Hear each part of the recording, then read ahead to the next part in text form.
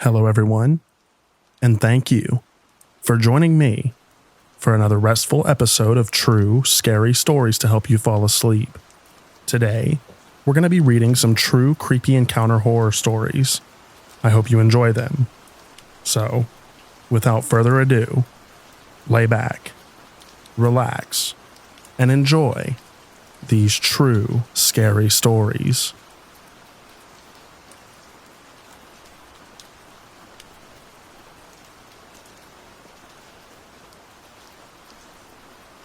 When I was around 16 or so, I worked in a store whilst going through college. We always had odd customers come in, but one in particular really sticks out to me. At the sight of him walking in, I'd get chills. My whole body wanted to nope out. You could really tell that he thought he was charming, but even thinking of him now, I feel a little sick.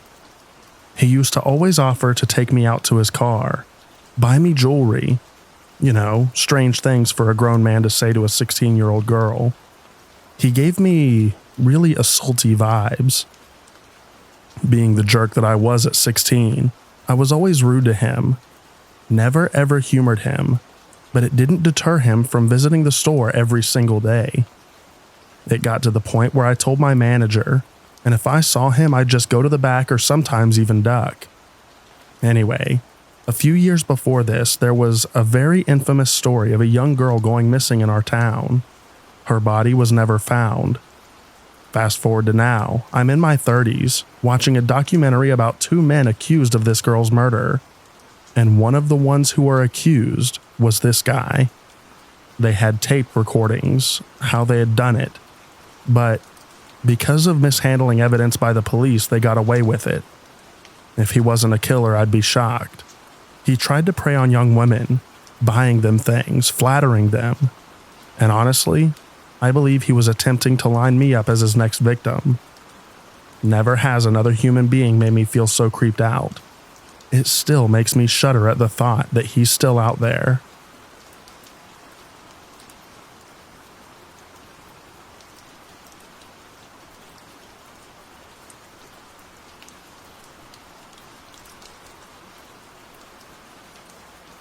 I was a volunteer church choir member back when I was in grade school. I was not religious, I just loved to sing.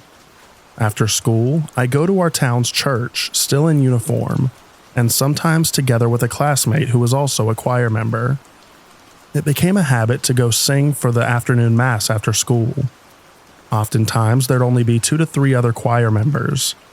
I figured instead of going to a computer shop and wasting my money on games like my friends do, I'm doing a good deed volunteering, plus I get to practice my singing. One day, I arrived, but the entire place was quiet. I was told by a staff that Mass was canceled that afternoon, so I can just go home. I remembered that there was a newly built prayer room in the building next to the church. People said it's going to be beautiful, so I thought to check it out before going home. That way, I at least didn't waste my time walking to church. To get to the prayer room, you'd have to walk down a wide 20-plus step staircase. The door is right at the end, just a couple steps facing the stairs. There are narrow hallways on both sides that you wouldn't know was there until you've reached the last step. I took about 4 steps down, taking my time, when I saw as I looked ahead that the door to the prayer room had thick chains and a big padlock. Right before I even had the chance to turn around, a guy in a black jacket, jeans, and cap appeared from the left hallway at the end of the staircase. There was a second of him just standing there looking up at me, but not too much as I didn't get a good look at his face. That's when I realized that there were hallways connecting to the church office buildings.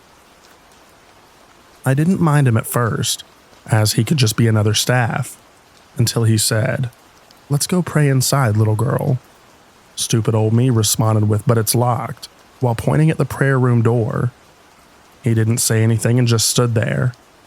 Only then did it hit me that something was not right. I don't know why, but instead of running away immediately, I said, "I'll just go pray in the church," then turned around and walked away like nothing. Little me thought that if I showed him I'm panicking that he might come at me fast. Thankfully, he didn't follow me. I went straight home, I never went back to sing for the choir after that. Looking back, it still gives me the chills. I was a kid, in an area where as a child I thought was a safe place. I just hate that I didn't get to clearly see his face from afar. Whenever I visit my hometown, I wonder whether I've bumped into that guy and he recognizes me, but I don't recognize him.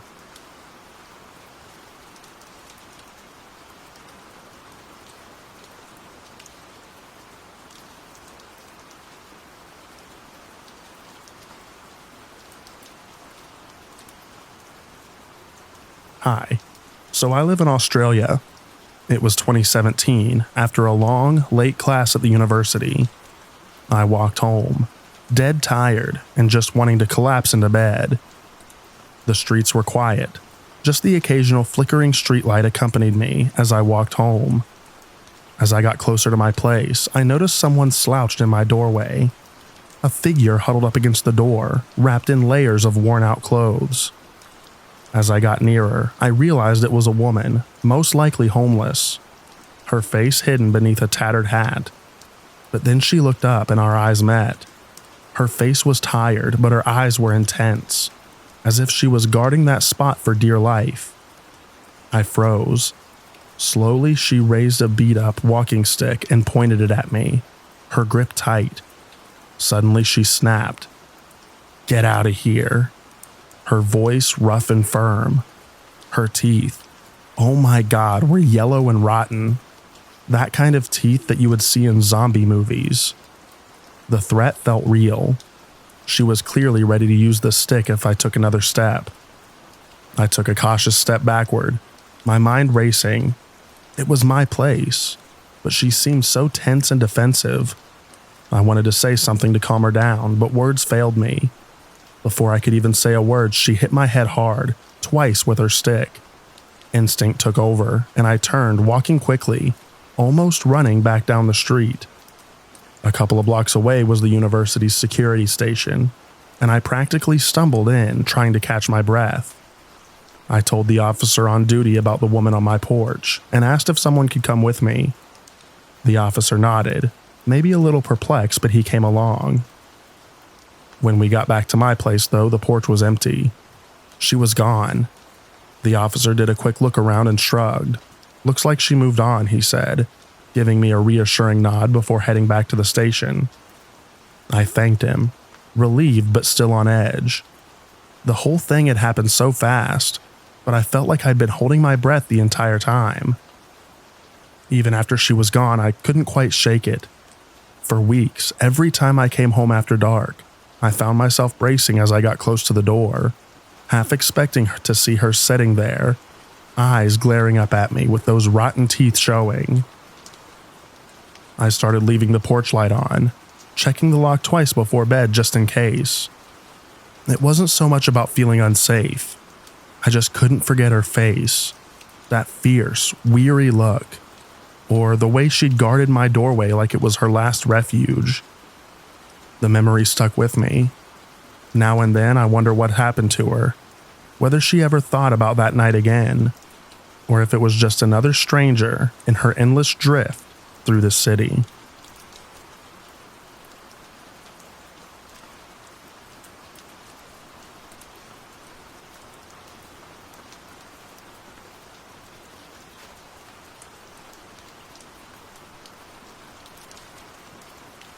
I'm a 19-year-old female, and I study in a university. During the semester, I noticed that someone had been checking off my own attendance on our class sheet. I didn't know anyone at all, so I couldn't shake the feeling that I was being watched. A week later, a guy sitting in front of me started talking to me, and he seemed friendly. Eventually, he asked for my contact info, claiming he needed help for classwork, and I gave it to him. After that, he started spamming me messages, stickers, and videos in class. Whenever he noticed that I left him on red, he would turn around to check if I was on my phone to respond. He'd also track when I was last online and would shoot looks to get my attention. Strangely, he would browse my profile pictures, selfies of me with friends, and stare blankly at them, not typing anything, just frozen. I'd tell him I needed to focus, but it didn't stop him from spamming anyway. He purposely angles his screen so that I can see everything he's doing, and it's creepy seeing how obsessively he monitors our chat. He's also started asking for hugs. A couple of days ago was my last class this year with him. I saw that the pen ink used to check off his name was the same color used for mine on the attendance sheet. So I put two and two together, and I'm pretty sure it's him all along. Edit. I just talked to him and he denies it, but if he is telling the truth, this situation is even weirder. His behavior has only been limited to class hours, so I just want to know if I'm being unnecessarily creeped out. I was physically followed at my previous job, and it made me really weary since then. I just want to know if maybe he's just socially awkward, and after a while he'll stop. He's going to be in the same class as me next year too. Edit. I just confronted him and he's more avoidant of me now. Thanks everyone for the advice. I don't know if there's anyone still reading this post, but there are a few updates since then. He no longer bothers me, but he joined the society club that I'm in. Also, he sits behind me in class now. At least I'm not being spammed anymore.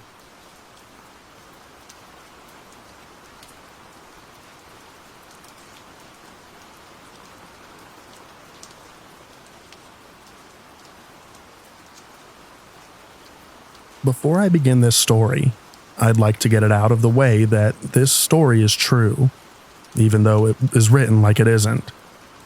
I wanted to include as many details as possible to really show what my perspective was like. I wish that this didn't happen to me and my friend, as we were only teenagers, and it definitely affected how safe I felt in my hometown. This also happened several years ago, and even though this isn't a new story, there's not a week that goes by that I don't replay this in my head. I guess hearing others' thoughts might help give me more clarity on what might have happened, as there's still a lot about this that is unknown. It was early in the fall of my senior year in high school. I was a 17-year-old female. My friend Madison was a 16-year-old female, and our two other friends, Daniel, who was a 17-year-old male, and Jake, who was also a 17-year-old male, walked around the mall for a while. After Madison and I bought a few things, we all went to the food court to wait for the rest of our group to meet up with us there. We sat down with Madison to my left and Daniel and Jake across the both of us. After about 15 to 20 minutes or so, Madison nudges me with her elbow. I asked her what was up, and she leaned into my face and whispered in my left ear, "Don't look and stare, but I've been watching this guy the last few minutes, and he's walking back and forth in front of our table and staring at the both of us." I remember that I briefly saw a man a few minutes ago walk by our table a couple of times, but I didn't think much of it then. There was a lot of people in the mall that day that were walking by, but at the same time I could see the man in my peripheral and asked if it was him. "Is it the one in the blue?" "Yes." "Is he still looking?" "Not right now. I'm looking away though." Madison looked down at her phone. I thought that it was better to look at the guy now since he wasn't staring at us, and Madison wasn't looking anymore. Just as I went to get a glimpse, he started walking past our table again. He was a white man, brown hair, lanky/slender build, middle-aged, probably 30 to 40 plus, wearing a light blue polo shirt and jeans with sneakers. I also happened to notice something that my friend didn't, and it was that he was holding his phone in his arm facing us, down by his side with his camera pointed right at us.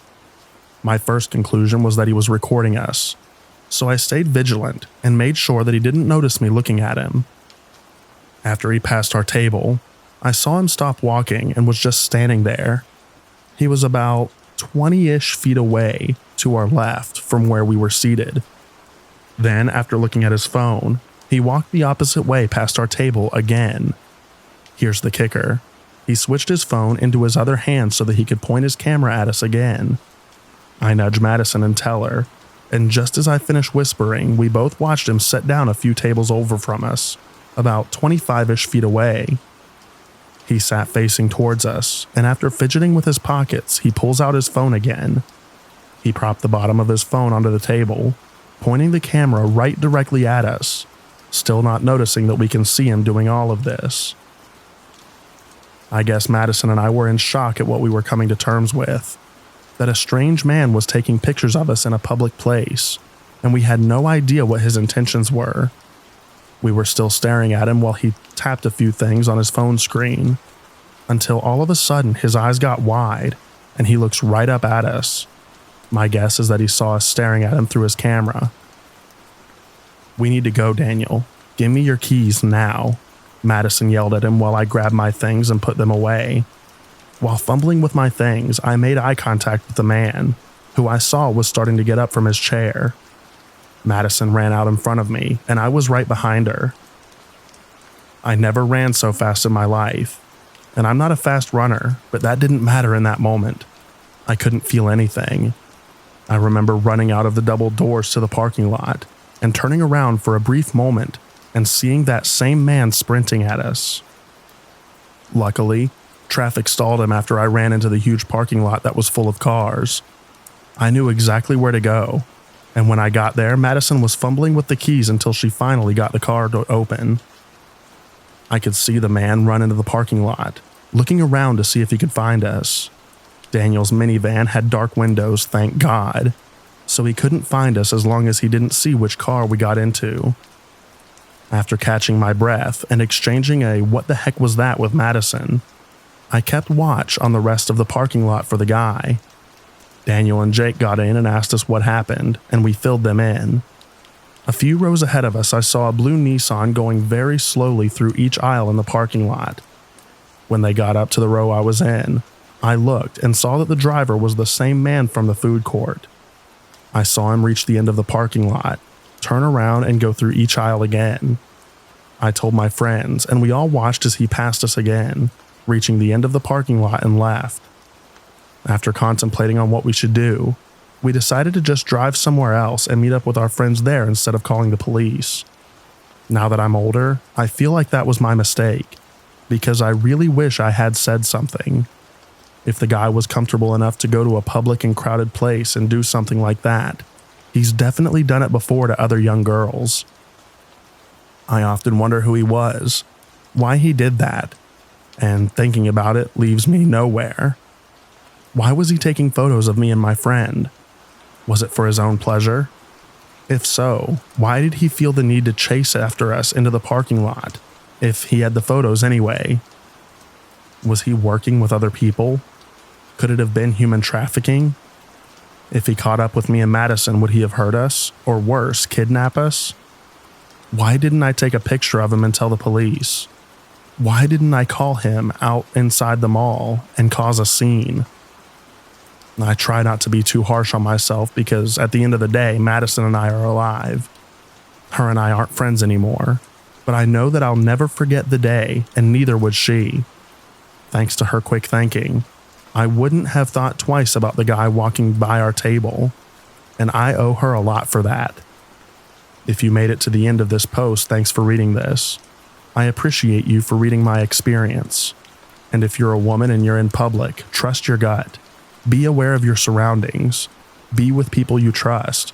And take extra precautions when you feel like you're in a potentially dangerous situation. We live in a very disgusting world with very disgusting people. Stay vigilant, even if you're somewhere familiar, like your hometown mall.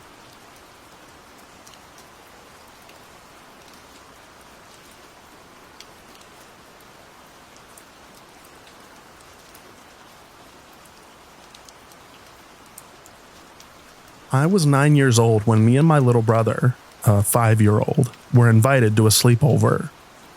My mother had just become acquainted with a man from church, whom spoke of his children wonderfully. I remember him saying he had them for the weekend due to custody. When we arrived, we asked about the children. Turns out they were arriving sometime soon. The man invited us to the pool, and so we spent part of the day chilling and playing in the pool. When the sun went down, we decided to head back in and take a shower. I made sure to stick by my baby brother while the man was in the living room. I didn't trust the man for some reason. I remember thinking about the children.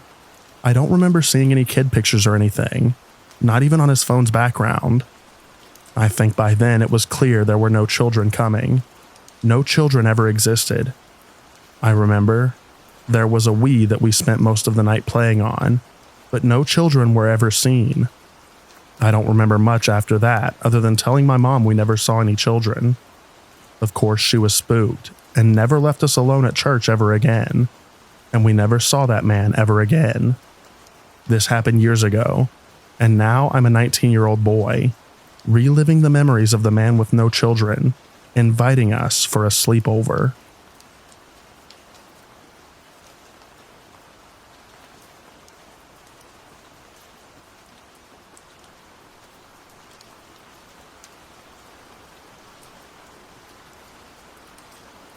I'm a 27-year-old female, but when I was about 15, my cousin, who was 14 at the time and also female, and I were walking past a really dark alley in the late afternoon.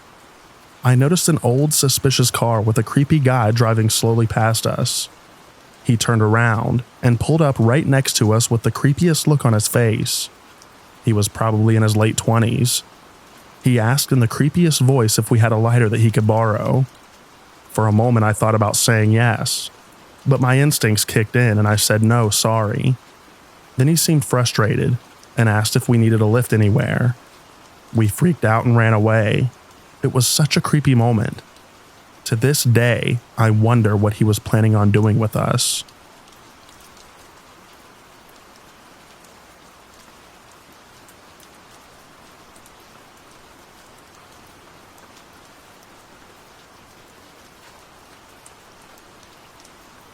Trigger warning, this is a pretty messed up story. Please don't judge me. I was only a kid, and kids make really dumb mistakes. When I was 15 years old, I'm also female by the way, I used to talk to people online. One man who claimed to be 26 said he would pay me a lot of money to pretend to be his girlfriend to his family. Then his requests became more disturbing. He said he wanted to have a baby with me for $20,000. He then suggested that my friend and I go to his house to do some very messed up things with him for a lot of money. My friend and I planned to get the money from him and then run away. We were very stupid and should have told a parent about what he was saying to me. We decided to meet up with him that day in a crowded area so he couldn't kidnap us. He looked much older than 26 and was fat and scary looking. He brought us some smokes and gave us $50, saying he would give us the rest that night when we met up again. When we left, he texted me, saying he could see my underwear through my shorts. I was really creeped out, but being young and dumb, my friend and I were determined to get the money and then report him to the police. We met up across the road from a park in front of some old houses. He was in his car and told us to get in.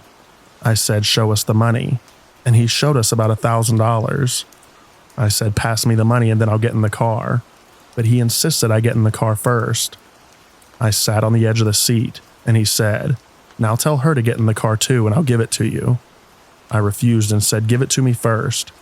Then a man came out of his house asking if we were okay, and the car sped down the road a bit before driving off. After that, we decided to try to catch him again, to get his number plate so that we could report him to the police. Unfortunately, we never looked at the number plate. He never tried meeting up with us again, so I gave my Facebook information to the police so they could try to catch him. Turns out he didn't use his real name and got rid of his phone right after that, so they could never catch him. I know we were very stupid, but this just shows that parents really need to monitor what their children are doing.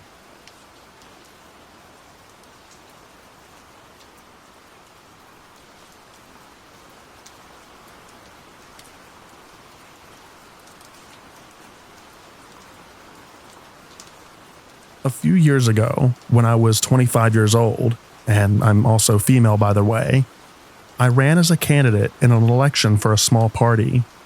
It was my first time running, and I really didn't know what to expect. The night before the election, my 44-year-old mother and I went around putting up my signs at all the polling booths. As we were leaving one of the booths, we saw some volunteers from another party pull up in their car to put up their signs. When we got to the next place, the same people were driving past us really slowly. It was around midnight at this point, so it was a bit creepy. We were heading to our last spot to put up signs, driving down a really dark road, when the same people cut us off, blocking our way. I watched too many thrillers, so I was freaking out, crying, thinking we were about to get robbed or worse. My mom, on the other hand, is tough. She wound down the window and asked them what they were doing. They said, "Sorry, wrong person," and then drove off. I swear they wanted to scare us away, so they could get all the best spots for their signs. I realized how dirty politics could be. They were only trying to scare us, but they did a bloody good job of it.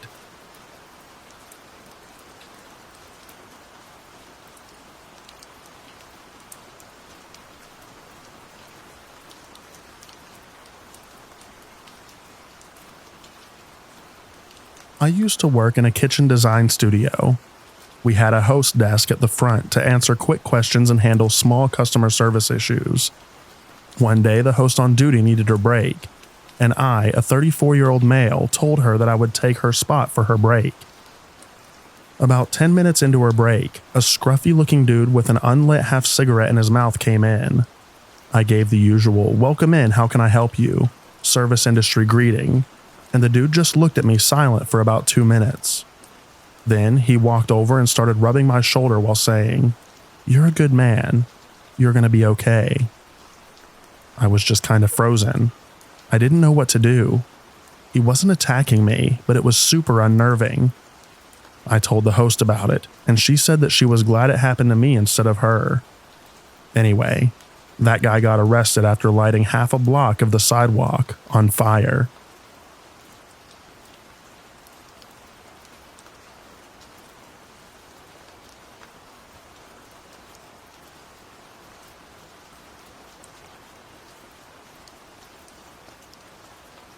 I got into the elevator, and a guy ran down and caught it before the doors fully closed. Thinking nothing of it at all, I was shocked when I looked up to see that the guy was standing with his back to the doors and directly face to face with me. I'm telling you, my heart was pounding, and it felt like it took forever to get to my floor. The guy was not turned to me because we were speaking either. He was not friendly and had a deadpan, creepy look on his face. I get to my floor and he gets out as well. I tried my best to keep composed with my key in my hands. Got in quick and locked the door. What the heck is wrong with people?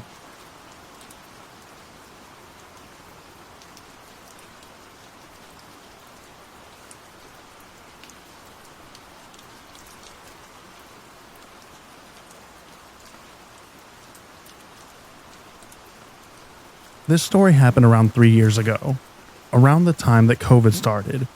So it was a while back, but still worthy of a post. It was early 2020, and I had just gotten a new job in a small town near my area. While looking for a place to live, my sister offered to rent her house to me.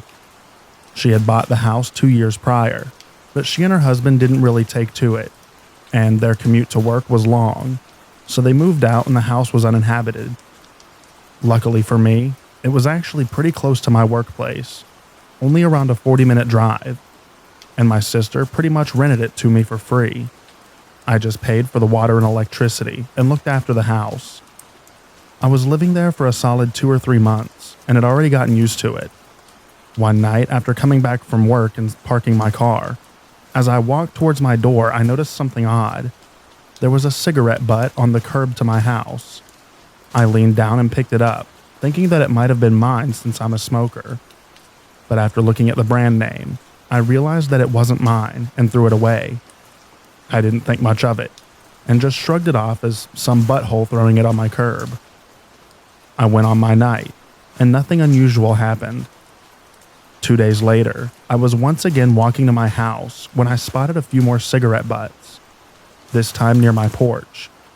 Needless to say, I was angry and thought that someone sat on my porch and smoked. But since I didn't know who it was, there was nothing I could do about it. I noticed that they were put out pretty recently, so whoever it was probably walked off as I was approaching. That night, I was watching a movie on my laptop, and it was pretty late, past 1 a.m., so I was surprised when I heard a car passing by. It's a suburban neighborhood, and it was COVID, so people rarely ventured out at night, but I didn't think much of it. Around half an hour later, I was surprised when I heard chattering nearby. I listened intently, but I couldn't hear what they were talking about, as their voices seemed almost muffled and quiet. By this point, I was getting a bit unnerved, so I stopped the movie and quietly got off of my sofa and walked to the front door to make sure that it was locked. As I was approaching the door, I froze mid-step as I heard the two approaching my porch and reducing their talking to a whisper. I realized right away that whoever this was wanted to break in. I leaned against my front door and waited, expecting a loud bang against the door or the doorknob being shaken, but it was oddly quiet. I decided to walk over to my window to see if they had walked away or changed their mind. My windows have bars from the inside out that you have to unlock so that you could move the curtains or look out the window comfortably. I slowly unlocked the bar mechanism and lifted it up. I moved the curtains and was taken aback. Leaning up against my window was a man. He was as startled as I was, because he basically stuttered over his own steps as he jumped back. He tightened his hoodie to cover his face, so all I could really see was his big blue eyes staring at me. His friend realized what was going on, and right away started to kick the door in. He kicked it a solid 4 or 5 times, but the door wouldn't budge. All the while, I was staring at them frozen in fear, trying to comprehend the situation. I snapped out of it and slammed the bars over my window, locking them and running upstairs to the storage room, where I pushed a table up to the door and called the cops. As I listened and expected the two to come inside at any minute, I heard a loud crash and the bars from the windows being shaken aggressively. When they realized that they couldn't get in, one of them let out a long, angry scream that probably woke up half the neighborhood. By the time the cops came, they were long gone. The police couldn't find out who it was, but they were more active in the neighborhood in the following weeks. Regardless, I wasn't too keen on staying there, so shortly after I moved out. My sister sold the house a few months later, and as far as I know, nothing similar ever happened since.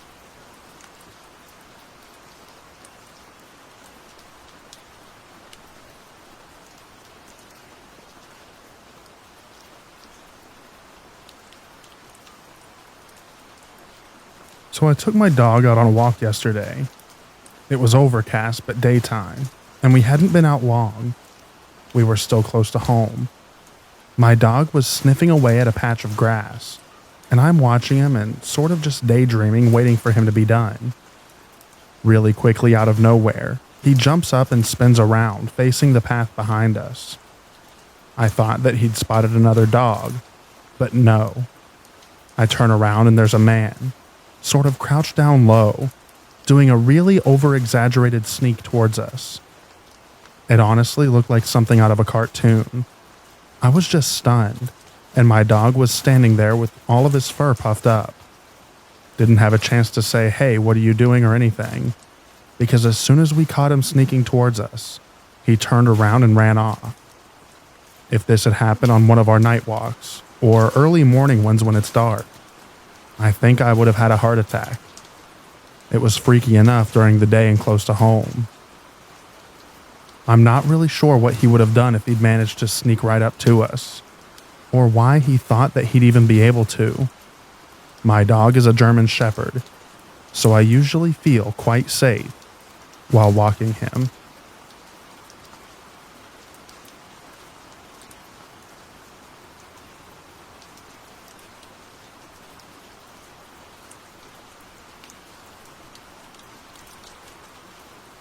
I'm not sure if this belongs or not, so if not, just let me know. When I, a 31-year-old female, was 16, I was in a choir at my high school that performed for a lot of different events around town. One of them was to sing at the middle school sporting events. The middle school in my hometown, there's only one, is just about a half a mile from my local childhood home. So whenever we had events there, I walked. I didn't get my license until I was 17. This one night, I think it was November, we had to sing at a basketball game, and it was obviously dark when I was able to leave. Normally, I wasn't allowed to walk alone at night, but for choir, I was given permission unless I felt unsafe. But there wasn't any reason to be creeped out at first, so I started my walk. Just down from the middle school is a stretch of road with almost no streetlights. That has always creeped me out when walking. I crossed quickly and had a fast pace going, as I am a naturally paranoid human. About 2 minutes into the dark zone, I heard rapid footsteps behind me. I at first figured that it was just a jogger, but they made no attempt to pass me and just stayed a comfortable, for them, 10-foot distance. They began whistling a jaunty tune, which at first I thought was fun. At this point, I wasn't super scared, perhaps because of the happy whistling tune, but I noticed the footsteps began to speed up. There were no cars on the road, and given the lack of light, when I turned around, all I could see was a silhouette shrouded in darkness. At that realization, I quickened my pace to barely under a run. The whistling continued, getting more breathless as this person began to run after me. I looked back to see a dark figure coming at me full speed, and in terror began to run frantically as well. I will never forget those last moments, running through my dark subdivision, hearing his whistling, and footsteps getting closer and closer. This person followed me up to my door. I ran inside and locked the front, checked all other doors, and went to my upstairs bedroom. From the window, I could still see a silhouette and could still hear them whistling. I slept with my knife that night.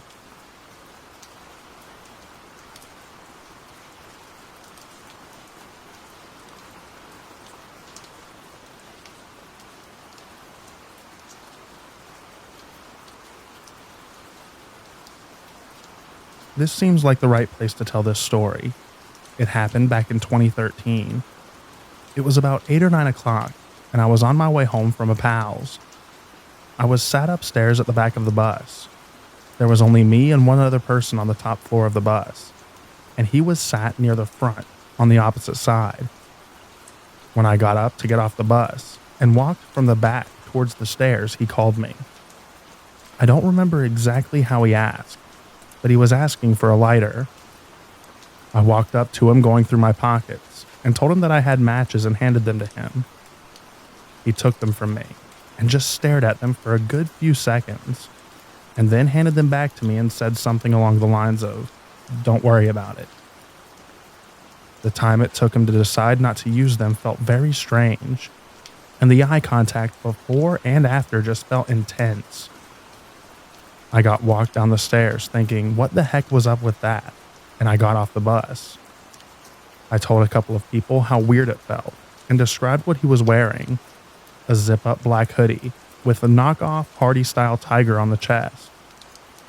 Fast forward about a week, and there's a fatal stabbing on a bus in my city.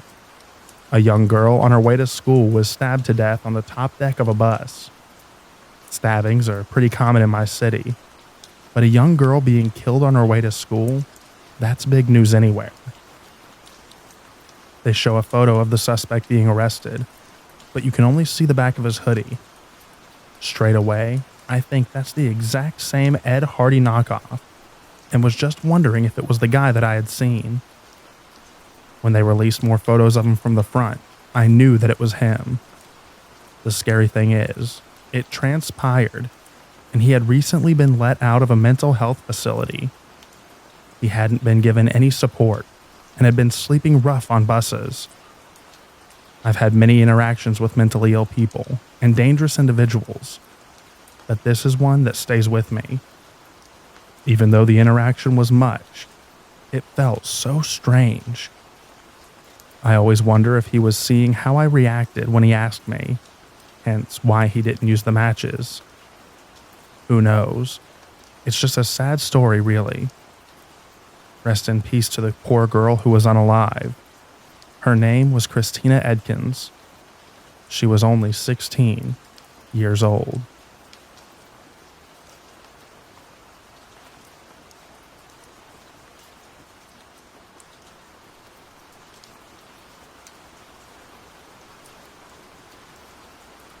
This happened over a decade ago. My ex and I decided to hitchhike across California because we were bored and homeless and had nothing better to do. We stopped in a small town and found a little stream underneath a bridge.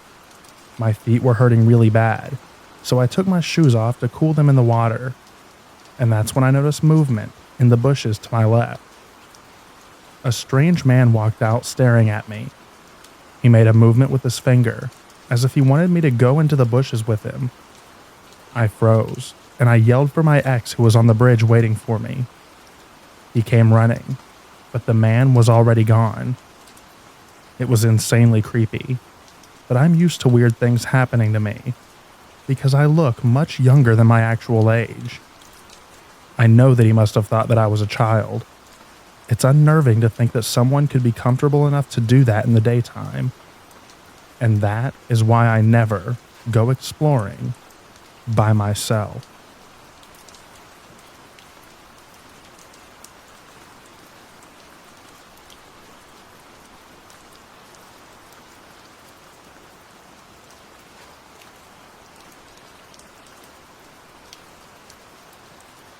I live in an apartment building, and I guess there was a girl with a name similar to mine with long brown hair who moved in, and she was going on dates at her apartment through the internet.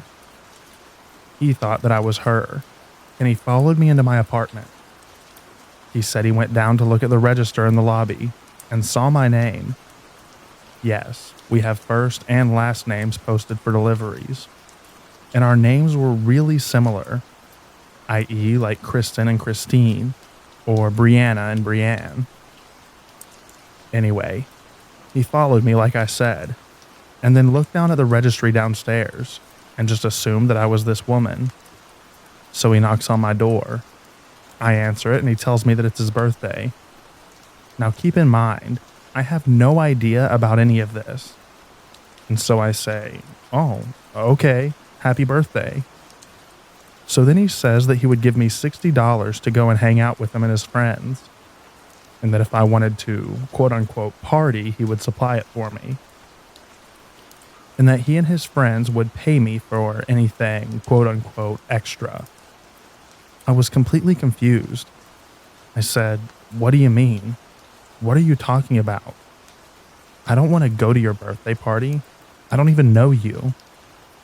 To which he replied, "Well, I saw your ad on the internet and replied, and you gave me this address. And I saw you and blah, blah, blah." He tells me the story like I described in the beginning of this post.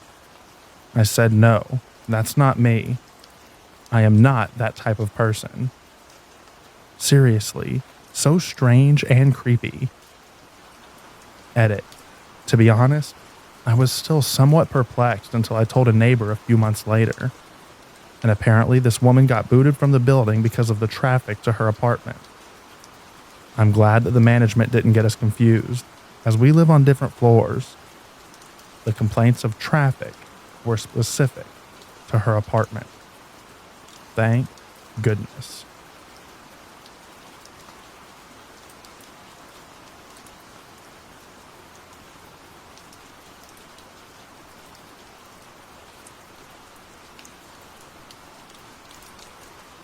Did I overreact? Or was this actually super dangerous? A few days ago, I went out for a smoke in the park with my bike.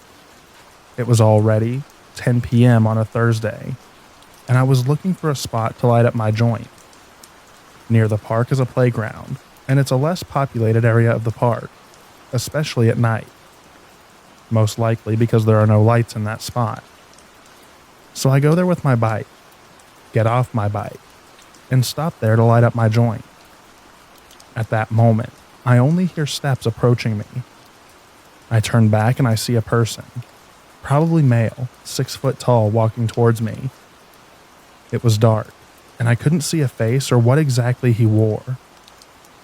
I also looked only for an instant and rushed away with my e-bike. Now here is the chilling and confusing part. That person didn't use the road. He walked through the playground towards me. The playground had gravel stones. That was the only reason that I was able to notice that person walking towards me. I also noticed him when he was just about 10 feet away from me, so I wonder why he didn't accelerate when he was so near me.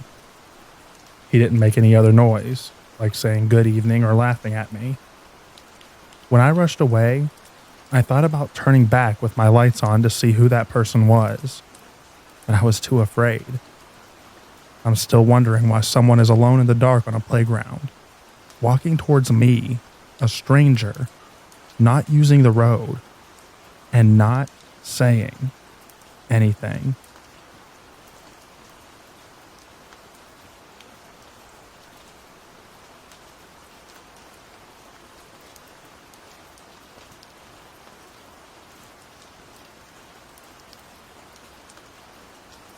So a bit of a backstory first.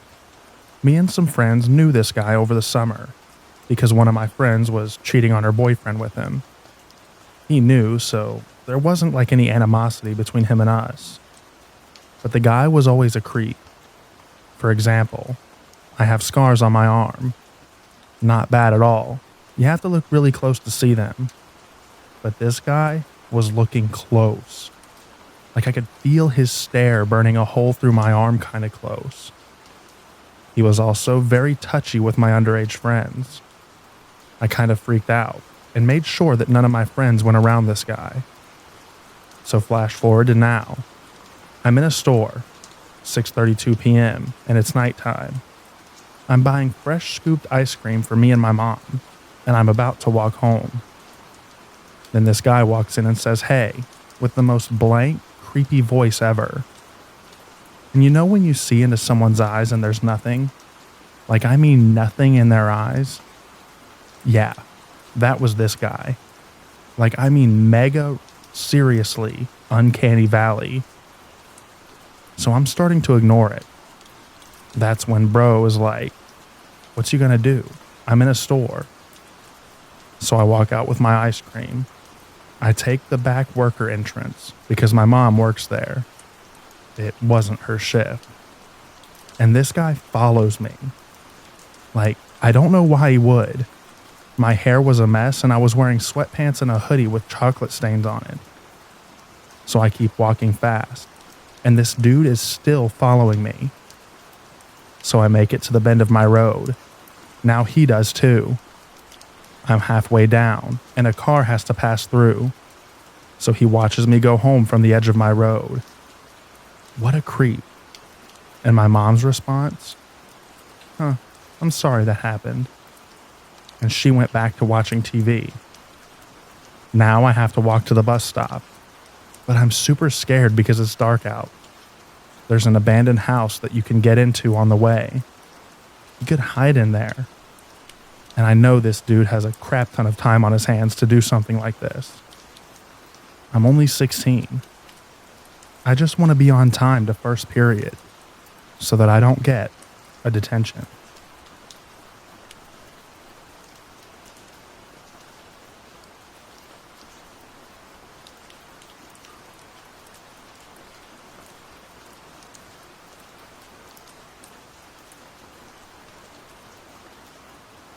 As I was walking home from work last night, about halfway to my house, a disheveled man who looked to be either homeless or extremely down on his luck crossed paths with me from the other side of the sidewalk. He had initially been walking in the opposite direction, but as soon as he saw me, he immediately turned around and started following me. He began rambling incoherently and aggressively, and his words were so slurred that I hardly understood a thing that he said. All I could make out was something about a care package, and look at you. It was obvious that this man was under the influence of multiple substances. I quickened my pace and tried to avoid any eye contact with the man, and he was getting agitated that I wasn't paying attention to him. When my walking speed got too quick for his inebriated stumbling to keep up with, he stopped talking and instead began just trying to follow me. I kept looking over my shoulder at him, and every time I saw him, he would either stop or try to duck behind a bush. Finally, I started outright sprinting and looking for a spot that I could hide in myself. I came up to my local mosque and tried to sneak around the corner into the parking lot of it, where there was a tree that I had hid behind. While hiding there, I frantically dialed 911, I told them that a strange man displaying unstable behavior was trying to follow me, and described my location, myself, and the man to them. The dispatcher assured me that officers were on their way to where I was, but while waiting for them, I saw a figure heading up the sidewalk in front of the parking lot that I was hiding in. Panic immediately filled me, until the passerby was close enough that I could see that it was not the same man who had just bothered me, and they turned out to be harmless. Mere moments after this, the cops arrived to where I was, pulled up next to the tree, and motioned for me to come out and talk to them. The officer driving the vehicle asked me the standard questions, a description of the incident, where I was when it happened, etc. While we were talking, he spotted a man in another parking lot down the street, not far from where I had encountered the creep. He asked me if that was the man that I had encountered, and it was hard to tell between the darkness and the distance, but I was pretty sure that it was. Another police vehicle had pulled into that parking lot, and it appeared that the officer got out to talk to the man. The officer that I had been talking to asked me how far I was away from my house, and I told him that I was pretty close to my street at this point. He assured me that I should be safe to walk the rest of the way home, and that they had other cops patrolling the area. I thanked him and finished walking home without further incident, thank God. Shortly after I got home, I saw that I had a text from my boyfriend that read, "Are you okay?" The text had been sent at around the same time the incident was occurring, as if he could sense that I was in a fearful situation. I replied back, telling him what had happened. He told me that he had gotten yelled at by a homeless man earlier too. I described the creep that I encountered to him and asked him if he thought that it was the same guy. He said he didn't think so. We also had a brief phone call to make sure that each other was okay. I let him know that I was home safe, and he told me that he was in a vehicle with a group, so he was safe too. I don't know what the cops ended up doing about the man, but I hope that he stays as far away from me as possible.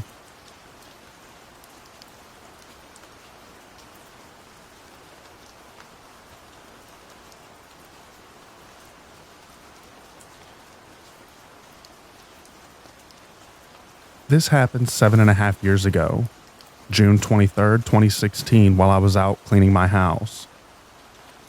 I was renting a house for a year, and the year was almost up.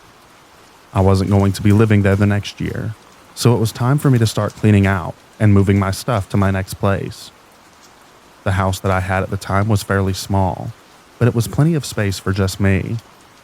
I lived there by myself, and I had just finished cleaning out the living room, other than some basic furniture, and I had moved on to clean the kitchen. There were quite a few cabinets, so many that I didn't use a good number of them. I was looking through some of the ones that I didn't use to make sure that there was nothing I had in them. One of them I opened up and I saw something in the back corner. It looked like some type of shirt or rag. I grabbed it and saw that I didn't think that it was mine. But when I moved it, it revealed a small white lever that I could barely see. The cabinet was in the corner, sorted by the sink, and halfway blocked by the stove. I thought that it was just another pipe, but it just looked a little different to me. I got inside and had to crawl inside the cabinet, which was pretty large. Once I got inside, I saw that there was a small trap door to the side leading into the wall. I couldn't believe what I was seeing. You had to be completely inside in order to see the detail of it. And I decided to open the door, which led to an extremely narrow hallway with a sort of crawl space. But when I got farther inside, I was horrified. I saw that there was food, as well as several blankets, as if someone had been living inside of there. The good news, at least to me, is that whoever was in there was gone. I tried to make sense of it and figure out how long the person had been there, and how I didn't know about it. I was gone from the house a lot with work and other stuff, but I didn't know how it was possible for someone to live in there without me knowing. I continued cleaning until it got pretty late, and the next day after work I continued. I was still kind of in shock with finding a secret room in my house, and decided to look at it once again. I opened the cabinet and went inside. Then I pulled the lever open just like I had the previous day. But this time, as soon as I opened it, I saw movement, and then saw a person for a split second. They slammed the door shut back on me, and I immediately turned and ran all the way out of my house to my car and then called the police. I was so scared that I started driving away as well. I opened up my phone, told the police the whole situation, and they came to my house a short time later to find that whoever had been there was now gone.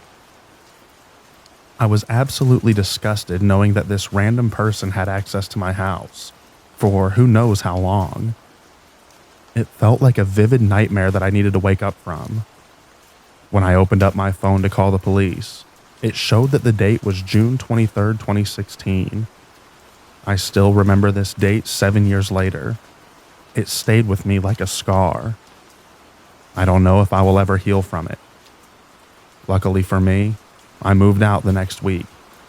I really don't know how long the person was living in my secret room, but thankfully, they never gave me a problem.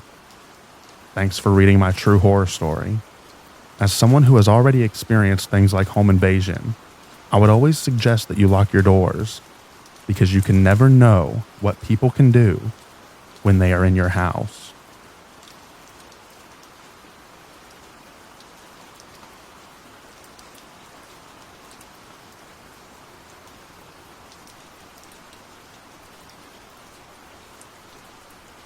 I'm a 31-year-old female, and I used to work at a restaurant in my early 20s as a hostess.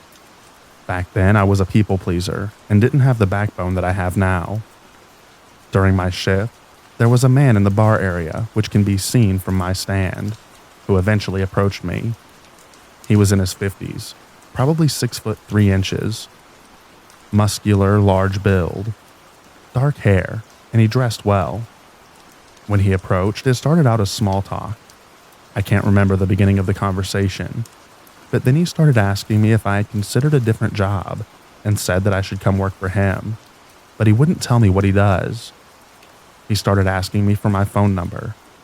I didn't feel comfortable giving this stranger my personal information, so I told him that he could call the restaurant and ask for me. I'm there a lot. He didn't like that answer. He continued asking, and I gave him the same answer. Finally, I told him that I'd give him my email. I gave him a fake email address on a piece of paper, obviously. I made it look real, but I wasn't interested in continuing the conversation because he was being very pushy, so I excused myself to the back. I remained friendly and smiled during the entire exchange because that was my job. After avoiding him for a while, I saw him going back and forth from the bathroom, eyes darting around the restaurant, head turning around every which way.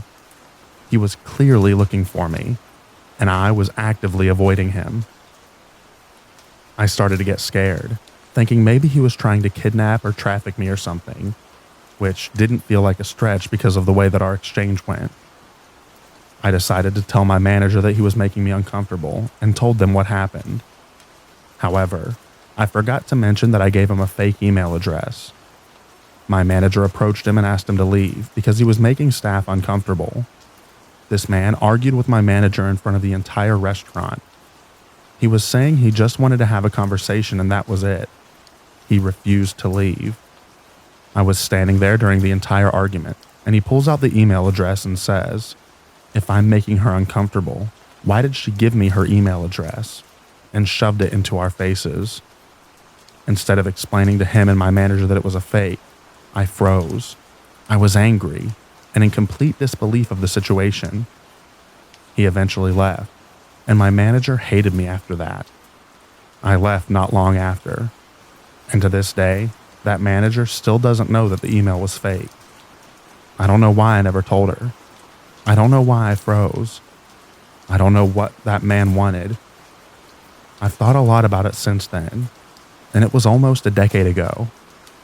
I'm glad that I didn't give him anything he wanted, but I wish that I could tell my younger self to stick to her guns and don't take stuff from anyone, especially a man who is using intimidation tactics to try and get what he wants, whatever that was.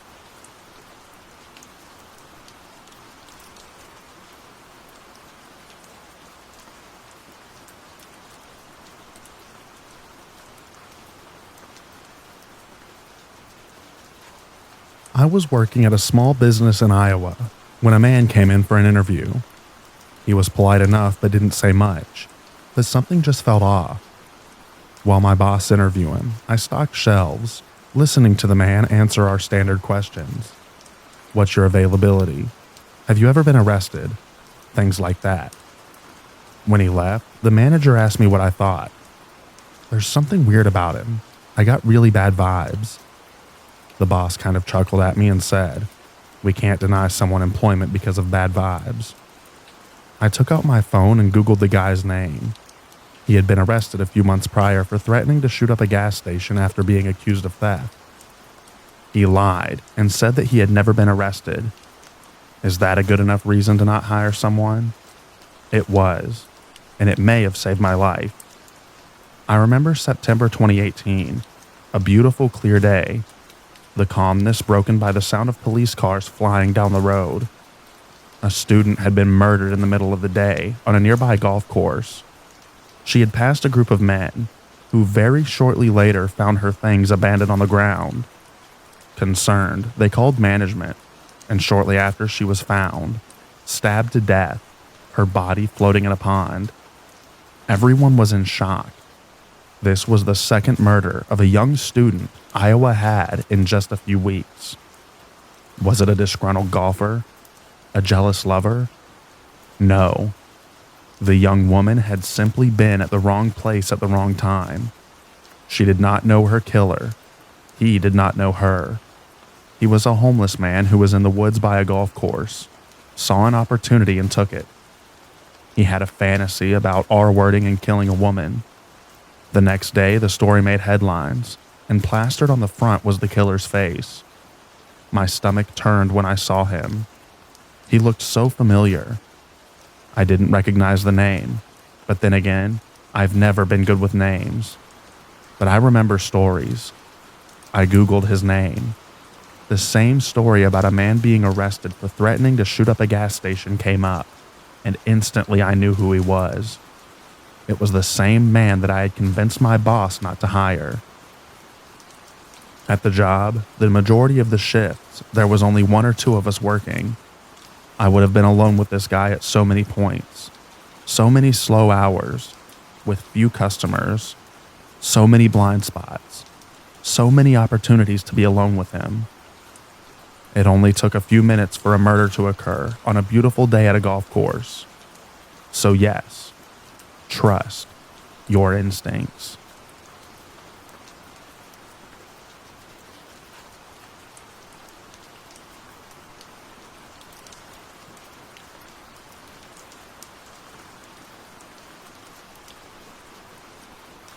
Hello, friends.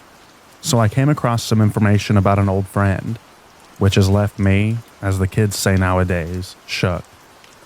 I figured I'd make a post to sort through my thoughts and share a rather insane story. But before we get started, my name is Mikey, and I'm in my 20s. Also, I'd like to apologize for how overly sarcastic this post may seem. Humor is my defense mechanism. Trigger warning. This story mentions murder, but I don't go into much detail. Stay safe out there, friends.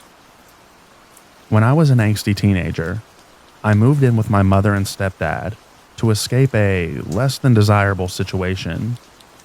Because of the move, I was enrolled in a new school. This school was located in one of the sketchiest neighborhoods in the city. Everyone who resided in that area was relatively low income, my family included. We had a rec center near the school that was a hot spot for, let's call them undesirables, which was primarily teenage boys, wandering over from the nearby high school to catcall the girls. Lunchtime was my favorite. I loved going outside for chow and having sweaty teenage boys ask for the nasty. Note the sarcasm. Anyway, during my time at my crappy school, I made an array of friends. However, there was one person who became my best friend. Let's call her Blondie. She and I got along like... what's a negative connotation? I was a people pleaser, and she took advantage of that. Blondie was nice enough, but she was problematic. Regardless, We were fast friends and thus began our very short-lived friendship. Over the school year, she mainly came over to my house since I was an only child. We usually had the house to ourselves while my folks were at work. However, she finally invited me to her house around the middle of the school year. I was super excited. I had always wanted to meet her family since they were such an enigma. Blondie wasn't one to divulge information about her home life. All I knew was that she lived with her mother, stepdad, and a younger sibling. I'm unsure if she was embarrassed or didn't care to share, but I finally had the honor of meeting them. Honestly, her family was amazing. They were kind and treated me very well. Not to mention, her stepdad was a phenomenal cook. The best spaghetti and meatballs I've ever had. After that, I started going to her house more and more. And you know what? I really enjoyed it. Fast forward to a month or two before the end of the school year, and it's Blondie's birthday. Her family was throwing a little get-together at her house, and I was invited. Blondie and I headed over to her house after school, and it was really a fun time. Until near the end of the day. Now, I knew next to nothing about her biological father. I knew he wasn't really in the picture. He'd sometimes drop by and say hello, but I had never personally met him. This was until he had made a surprise visit to give Blondie a present. When I tell you there was a shift in the atmosphere, I kid you not. I could immediately feel it, and I was a dumb kid. We were inside the living room eating some cake, and there was a knock at the front door. Blondie's mom answered, and her face, which once had a smile, turned to a scowl. If looks could kill, the dude would be dead. She moved aside and this man walked in. I'll never forget how everyone in the room got tense except for Blondie, who excitedly greeted her dad. At the time, he seemed like a normal-ish dude. Maybe a tad bit on the creepier side, but who am I to judge? Blondie introduced me to her father, and we had shared some pleasantries. At one point, I was invited to get some ice cream with him the following day, which I accepted. I mean, I was getting free ice cream. Of course I was going to say yes. He eventually left, and we all got back to eating cake. I had honestly forgotten about the visceral reaction everyone had upon seeing him. Maybe if I remembered, I would have said no. Anyway, the following day rolled around, and I went for ice cream with Blondie and her dad. I can't remember much from that day other than him asking me if I had a boyfriend or girlfriend, which seems innocent enough. But the way that he asked me, it made me feel weird. I honestly can't remember much from my other encounters with this man. Nothing really jumps out to me. I know I went out with him and Blondie a few more times before my family moved to another city, and we lost touch. Fast forward a few years, and I'm attending college. I had managed to stay in contact with one person from my middle school days. Let's call her Teddy. She had reached out to me one day asking if I wanted to go to a movie, which I happily accepted. I was balls deep in the big sad at that time and needed to pick me up. A film with an old friend was just what I needed. I took the train to a nearby mall, and Teddy and I watched the movie. After, we headed to the food court and got some chow. We were catching up. It had been a couple of years since we last saw each other, when Teddy suddenly perked up. She asked me if I heard about Blondie's father, to which I said we hadn't been in contact since I had moved. Teddy's face lit up, and she told me the most mind-blowing story that my little brain had ever heard. She informed me that Blondie's father had murdered a woman. Now, before I continue, she was going based on word of mouth, while she was telling me all of the details. Teddy had no news articles or police reports to back her story. She was told by a friend who had heard from someone else and so on. But what she told me wasn't actually far from the truth. According to her, Blondie's father had taken the life of a street worker. He got away with it for 2 years, and his truck got him caught. Apparently, there was something unique about it.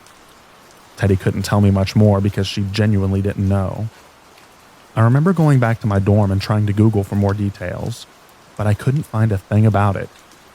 I eventually forgot about the story until last year, 2023. I was discussing the craziest stories from my life with a friend when I suddenly remembered Teddy's story. After some digging, I finally found an article that described the crime. I clicked on it, and when I saw the picture of the man, well, words can't describe what I felt. Everything that Teddy told me was true, but it was so much worse than what she and I thought. Out of respect for the victim and her family, I won't describe what he did, but he was arrested 3 years after he had taken her life. I can't find any information about how he was caught, but it had something to do with his truck. He was charged with manslaughter. He took a plea bargain and indignity to a body, and only served 7 years of his 14-year sentence. He had served half already because he was in custody during the trial. I looked him up again not too long ago, and I learned some unsettling information which prompted me to write this post. He was released from prison a few months ago. Guess what he did? He killed another woman. From what I've read, it had similarities to the other murder that he committed. This time around, he's charged with second-degree murder and indignity to a body. There's unfortunately still not a lot of information about the second woman, but both of his victims were mothers. They were both cruelly taken from this world, and I can't wrap my mind around this at all. I met this monster. I was best friends with his daughter. I don't think that I was personally in any danger, but the fact that I met someone capable of such heinous crimes, it scares the living crap out of me. I can't even begin to imagine how Blondie must have felt after learning of her father's crimes. Anyway, I apologize for the length of the story and how vague I was regarding the crimes. I know that some of you really want to know everything, but it didn't feel right to share their story, especially since it had very little to do with me. I was just the schmuck that was friends with the daughter. Also, I would like to provide more information about how Blondie is, but I can't remember her last name for the life of me. She doesn't share the same one as her dad. But regardless, thank you for reading.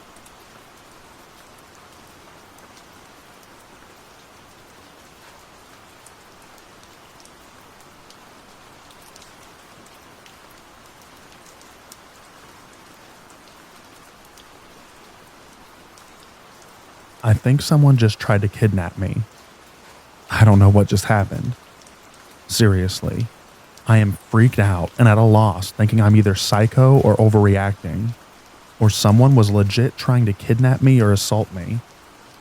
So I work pretty late most nights, and sometimes when I need something right away, I have no choice but to go to this store that's the only one open late after work.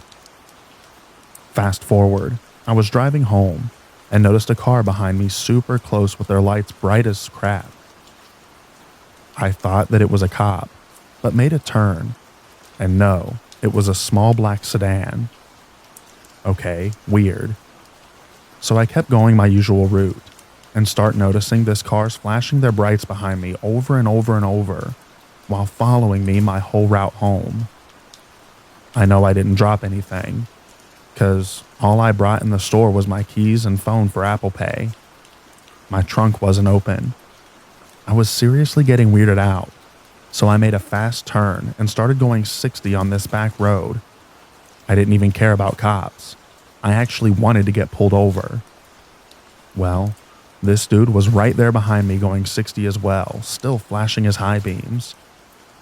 Finally, after about 10 minutes of this, there were these cops in the road doing construction, directing traffic. Then I looked back and he turned off right away. What just happened?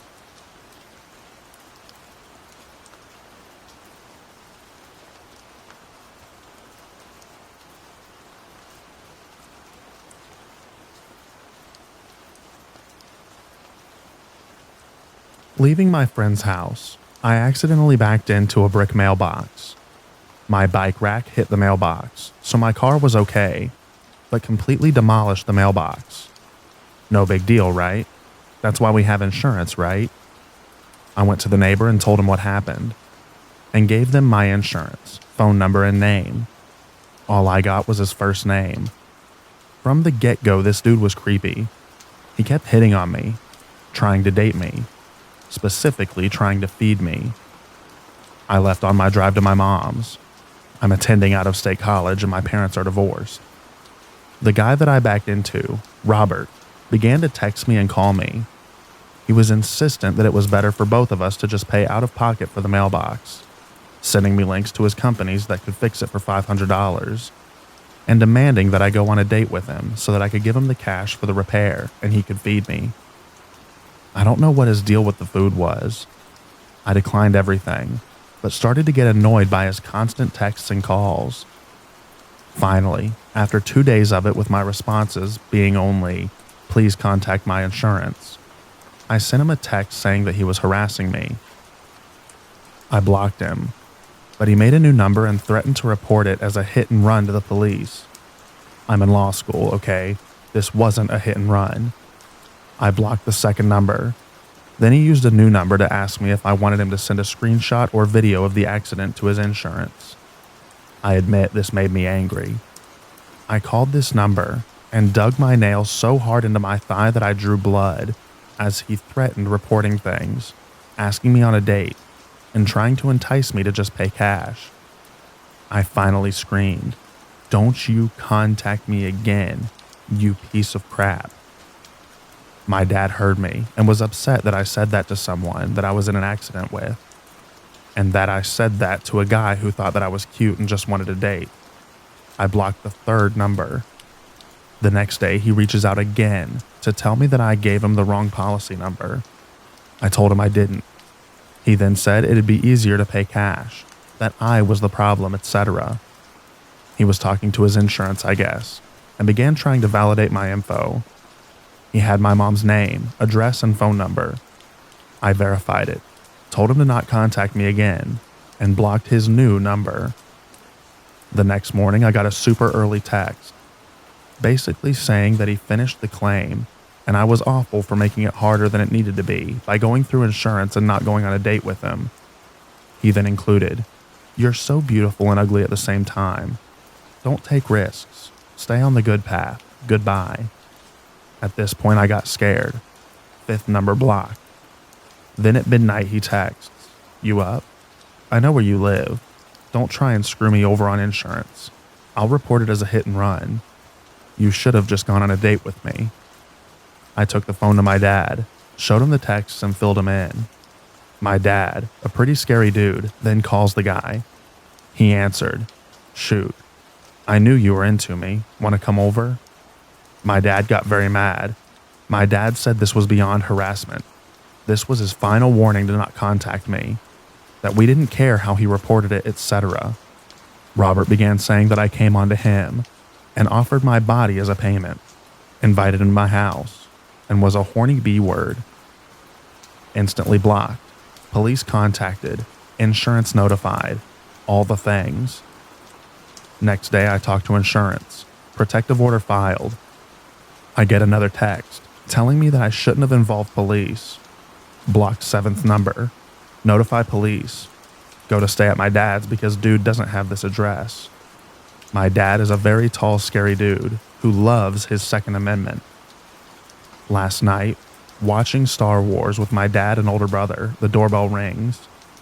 Dad goes to see who it is, and it's Robert with a trash bag filled with things that I left at his house. I called the police. My dad goes ballistic. All the things. Police come and arrest the guy.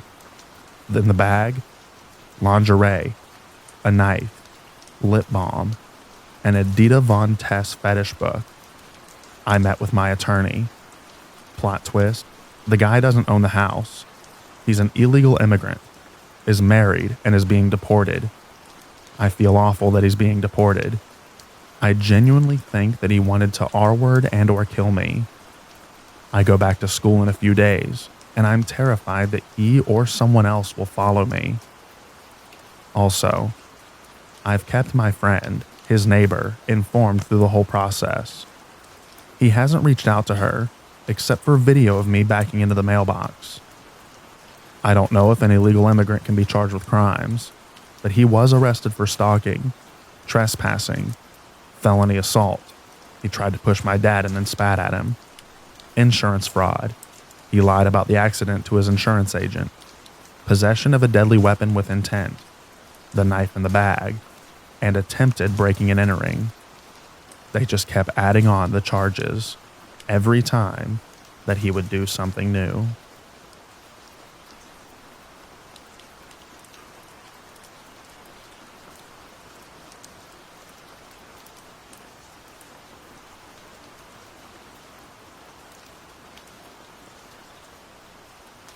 I'm an 18-year-old female who used to live in Las Vegas before I moved recently. And if you don't already know, Las Vegas is number 2 on the sex trafficking list. I used to go out a lot to a late-night 7-Eleven and get snacks because I was bored and wasn't tired. The one closer to my home I got banned from, so I had to go to one a bit further away. I used to go by myself, and the walk there was creepy. Most of the streetlights don't work, and it's just dark and really creepy. This time I ended up getting ice cream and some kind of candy. Anyways, on my way back, I'm about to get to the crosswalk to get to the side my house was on, when I noticed a guy standing outside one of the other apartment complex.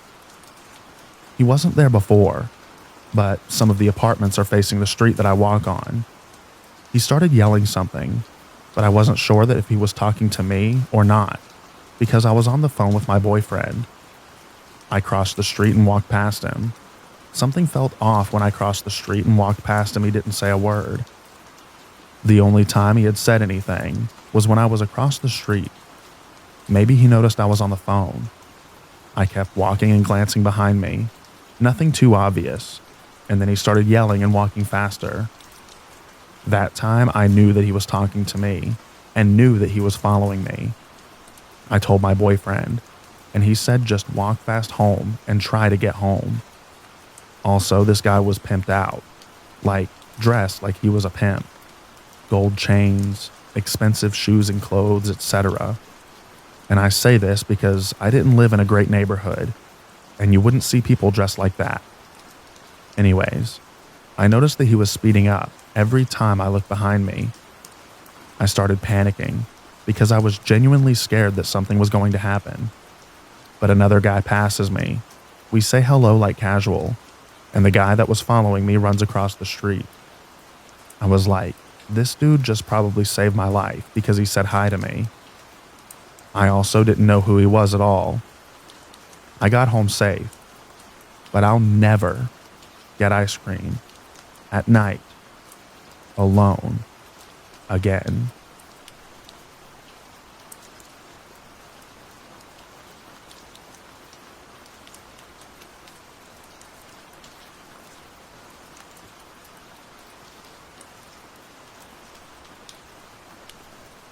I genuinely am so scared. There's this car that has been following me for the past couple of months. I've seen him in 5 different areas about 25 minutes away from each other. He lives in my area, and he smiles at me creepily, and I just see him everywhere. I was hanging out with my friend today, and he pulled out the corner and looked at me, and then stopped across the road from me at a food place. And when he saw me walk out of a path, he immediately started pulling up and stopped practically right in front of me. And then I ran and hid. I'm very scared, and I don't know what to do.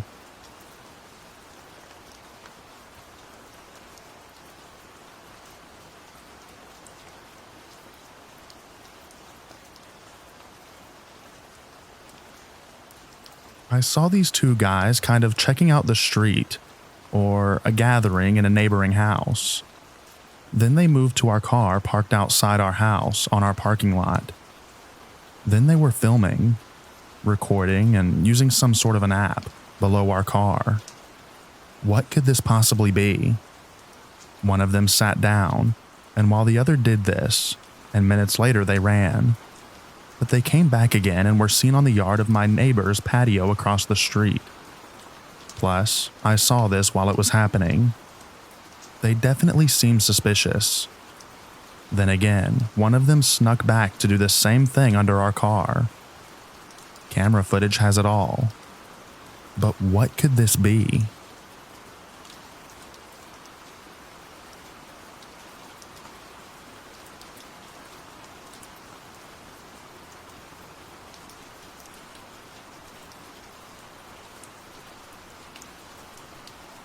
I traveled to Seoul for a week by myself back in 2018 because I was still studying. At the time, I was doing a semester abroad in Kyoto, and Seoul is expensive.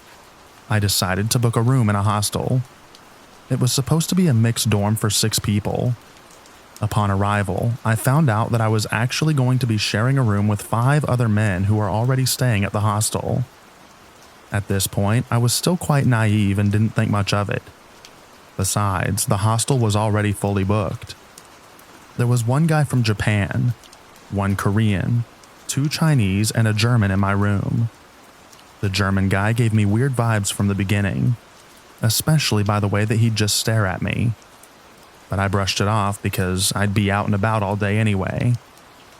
Every day he'd ask if I wanted to go hang out and to see the sights together, which I really like to do on my own, so I always came up with an excuse.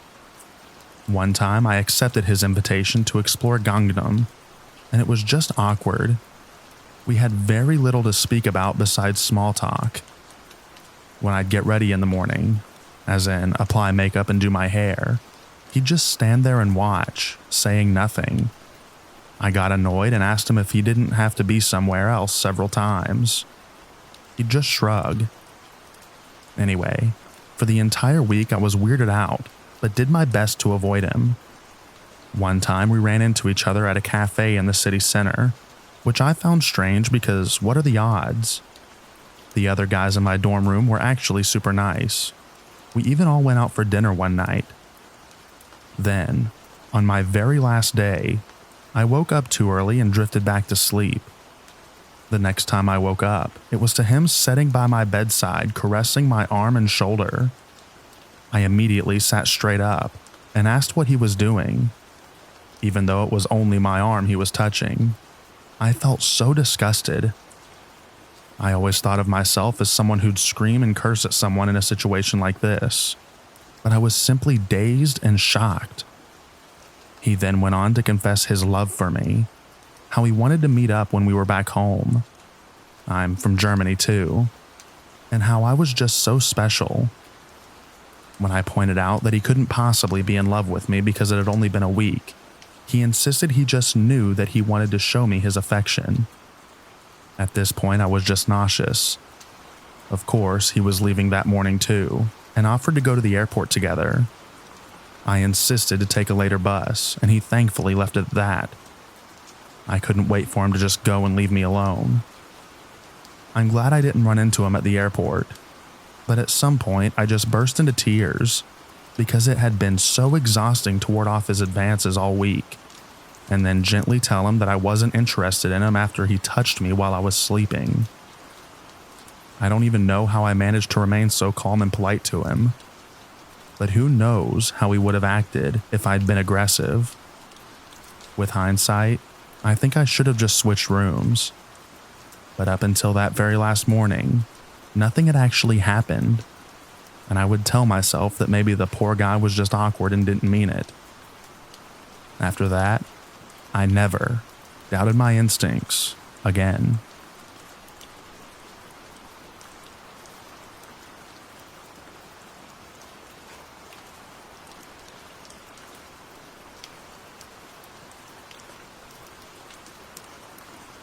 So I was out walking the dog today, and I turned back to see what the dog was doing, and someone was following me and taking pictures of me.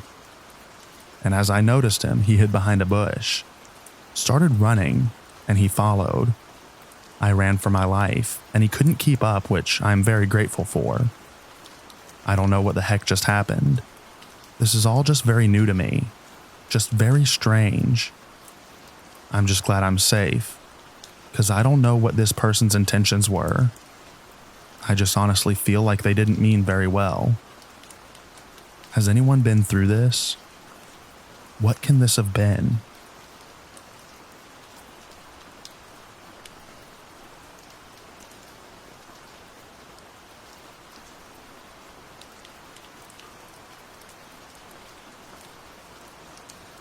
About a week ago, I, a 22-year-old female, met this guy at some bar in Michigan.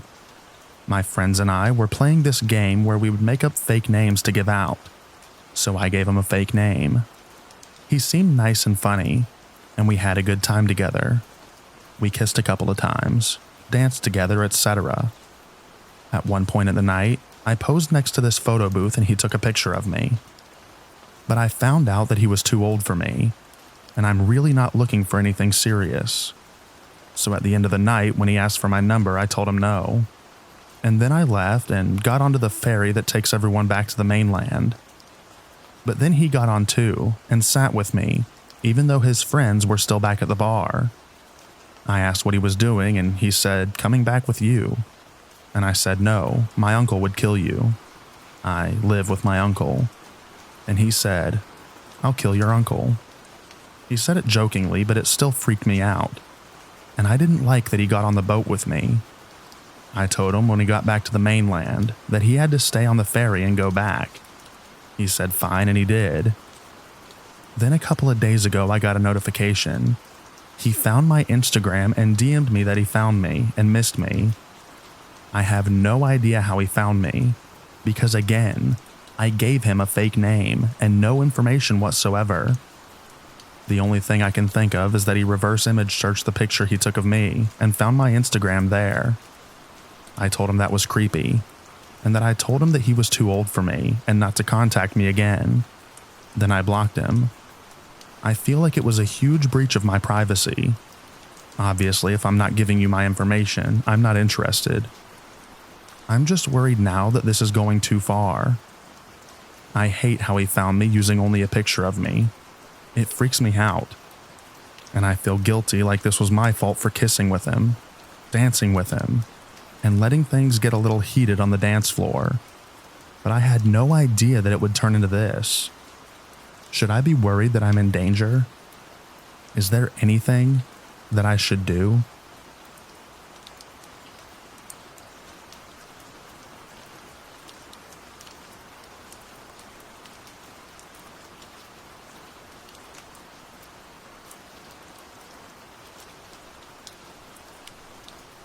I'm a 27-year-old female, and I have mild autism and ADHD. Warning, this story is probably a little convoluted, but I can answer questions later. I go to physical therapy for my ankle. Today, there was another patient who kept staring at me, and he was staring at me more than what's normal. I'm on the table doing a few newer exercises, and some from the prior visits. The new exercises required me to lay down on my side or my back, and at one point the man was in the chair across from me. I see that he has his phone out and holding it in a way that the camera was facing me. Probably nothing, right? I think he noticed that I was looking and he turned his phone, camera facing a different direction, away, but I don't know if he was recording me or not. Probably not, right? Fast forward and I'm still noticing that he hasn't taken his eyes off me. I'm in a low Fowler's position now, using the bands. He was across from me on the bars doing some balance exercises, and despite his therapist being on his left, he kept staring at me, who was to the right of him. And honestly, he looked like he wanted to do some not safe for work things. I gave him an extremely PO face, and he nodded as if to say something like hello, or I see you, or something to acknowledge my presence. But I was just really weirded out, to the point that if I could have run, I would have.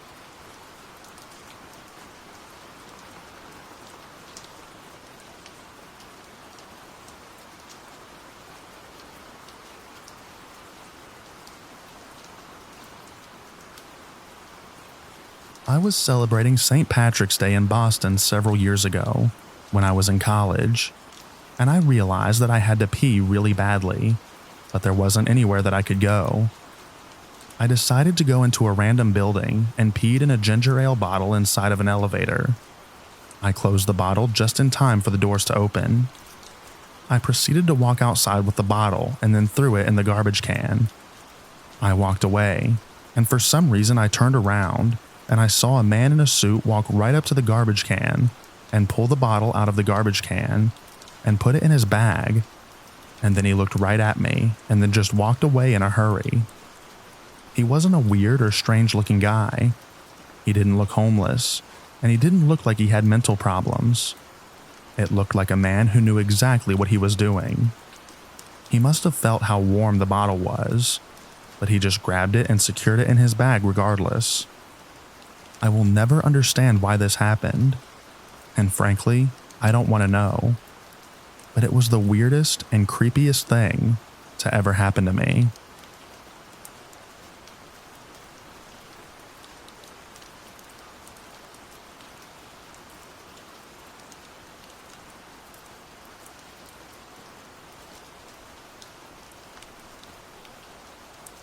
Earlier on, there was a very loud knock at the door, and I answered it, and there was a man there with a clipboard.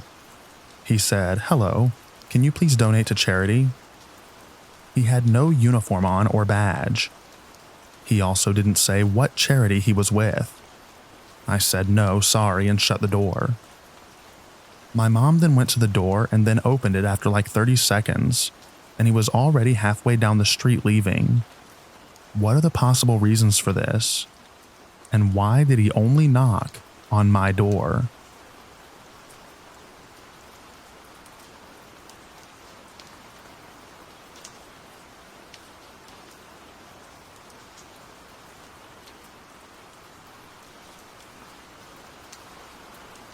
I think it's possible that I was being paranoid or overthinking, but either way, it made my spidey senses tingle, and I'm a big believer in trusting your gut. I am a 31-year-old female, and I was recently visiting Amsterdam and had been traveling solo, so mostly seeing some museums and landmarks during the day.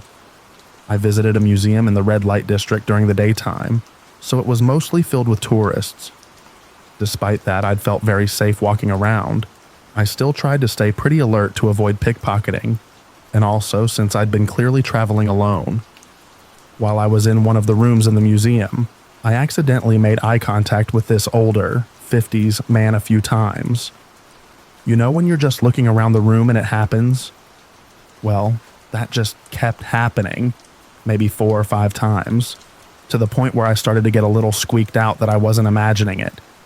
So I stayed in the same room even longer than I would have, reading all the signs and entries before moving on, not making more eye contact, thinking that he'd of course continue to the next room.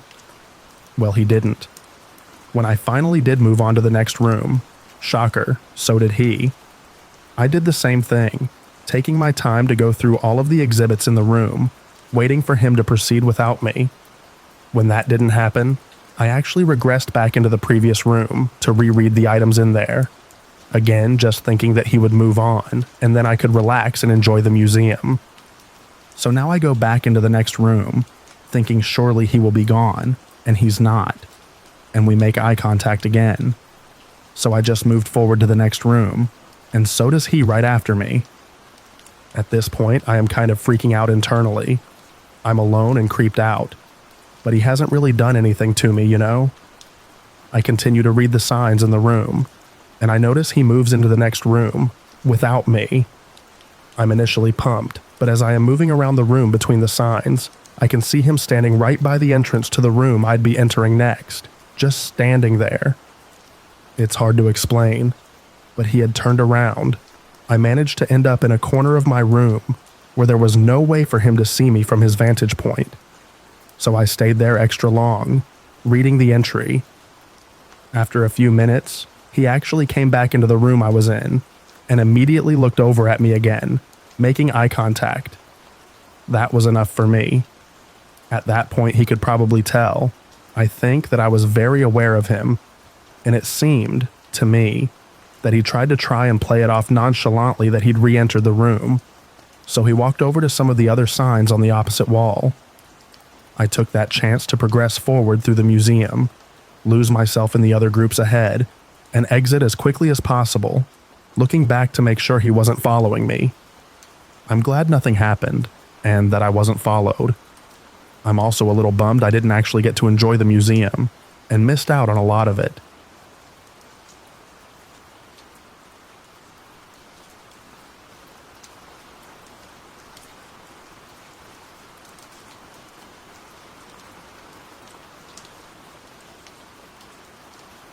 I've had a few good encounters over the years, but today I'll share this one in particular. So, this happened back in my late teens. I was likely around 16 or 17 years old when this happened. Growing up, I was always a bit of a recluse and kept to myself. My friend circle was small, and I was bullied over everything under the sun.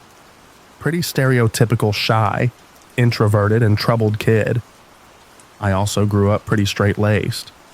My parents and older sibling had addictions to smoking, drinking, and harder drugs. To me, I had actively seen what it did to people and decided early on to stay away from those things as much as possible. When I got to my older teens, I loosened up a little bit, but still didn't really partake. Smoked a cigarette once, hated it. Drank beer once, hated it. My mom was always really open when it came to if her kids wanted to experiment. She would always say, "If you're going to smoke drink, I'd prefer that you do it in the house instead of at a party or with friends." Luckily for her, I was a pretty mild-mannered child compared to my elder and younger siblings. So that meant that if I ever wanted to try something, she was pretty open to letting me get away with it. So, when it came to New Year's Eve, I had interest in trying a mixed drink. Like mentioned above, I had tried a sip of beer and absolutely hated it.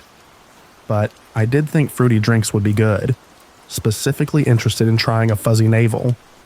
My mom obliged, grabbed some for herself to have, and made me one drink to enjoy during the night. Since I didn't have friends to hang out with, nor did I care much for the end of one crappy year shifting into the next, I just spent my time as I usually did, which was to play video games. I had been lucky enough to have my own TV and console in my room to play whenever I wanted to, but because I was a paranoid kid with little experience in drinking, I wanted to be downstairs where my family was near. I was close to the only bathroom in the house, in case I needed to throw up. I lugged my PS2 downstairs and set myself up in our sunroom. This was during a cold winter, and when I lived where there was snow, so I was essentially in a fishbowl. 3 of the 4 walls were lined with half-wall glass, side by side, looking out into the darkness of the country night. On the far left of the room, where I was maybe 3 feet away from, was a door that led outside. The sunroom faces the road, which is maybe 30, 40 feet away. I fired up the kerosene heater, wrapped myself in blankets with my little drink, and delved into some RPG. I had my one drink and spent a couple of hours playing video games. It was likely close to midnight, because I remember celebrating with the rest of my family in the main part of the house after this. But I was sitting in a dark room with the light of the TV illuminating me, and was pretty much in that fishbowl. Like any good gamer, I was fully invested in what was happening on the screen, so I have no idea how long they were there for. Out of the corner of my eye, I heard a sudden noise, the slap of a hand harshly against a window glass. With it being both winter and an old house, the glass made a strange wobbly noise. I immediately jumped and darted my eyes toward the sound. However, from looking at a bright screen in a dark room for hours, to suddenly trying to figure out what was going on while looking at a dark window, my eyes did this weird thing where I couldn't really make out any features. I just saw a pale white guy grinning really intensely. I like to believe that I tend to react decently well in panic situations. Shortly after making himself known, like maybe 2 seconds, he took off. I shoved myself up from my spot as he began to run away, went 2 rooms over to where my elder brother was playing on his computer, and shakily told him that a guy was outside the window and just scared me. He immediately grabbed his gun and ran outside. Armed with my brother, I also went outside with him. I'm ridiculously curious and can get really bolstered when I have support. The pair of us went out and around the house. We saw the footsteps in the snow, a track from the road to the window, and then a more rushed pair away from the house. However, we saw no person. We also didn't see or hear any cars. Even when I first stood up after being scared, I didn't see a car's headlights.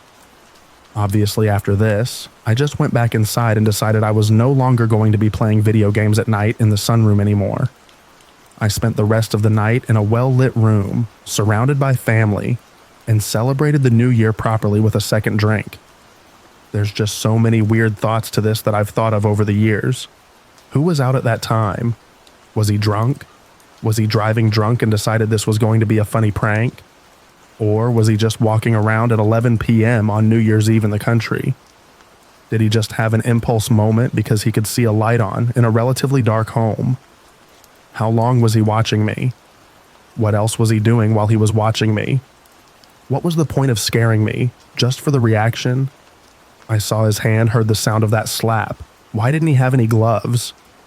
If he had a car, did he park his car in the driveway? Or was his car just turned off in the middle of the street so he could do this? He was only 2 windows length away from the door that led to me. Had he had any darker intentions, he could have easily opened that door and gotten inside. My parents were listening to some TV show loudly in their room, way over on the other side of the house, and my brother always plays on the computer with noise-canceling headphones. This is the part that scares me the most, even though it obviously never happened, was likely never his intention, and this all was probably just a prank. Sometimes the thought of what could have happened is scarier than the actual scare. Not knowing the intentions behind someone's thoughts and actions is what gets to me.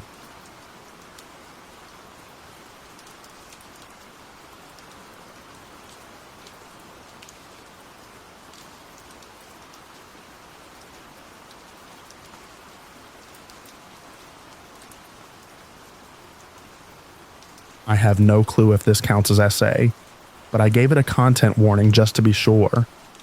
Also wanted to clarify since people were getting confused in the comments. These are 2 separate encounters in the same day. 2 different guys.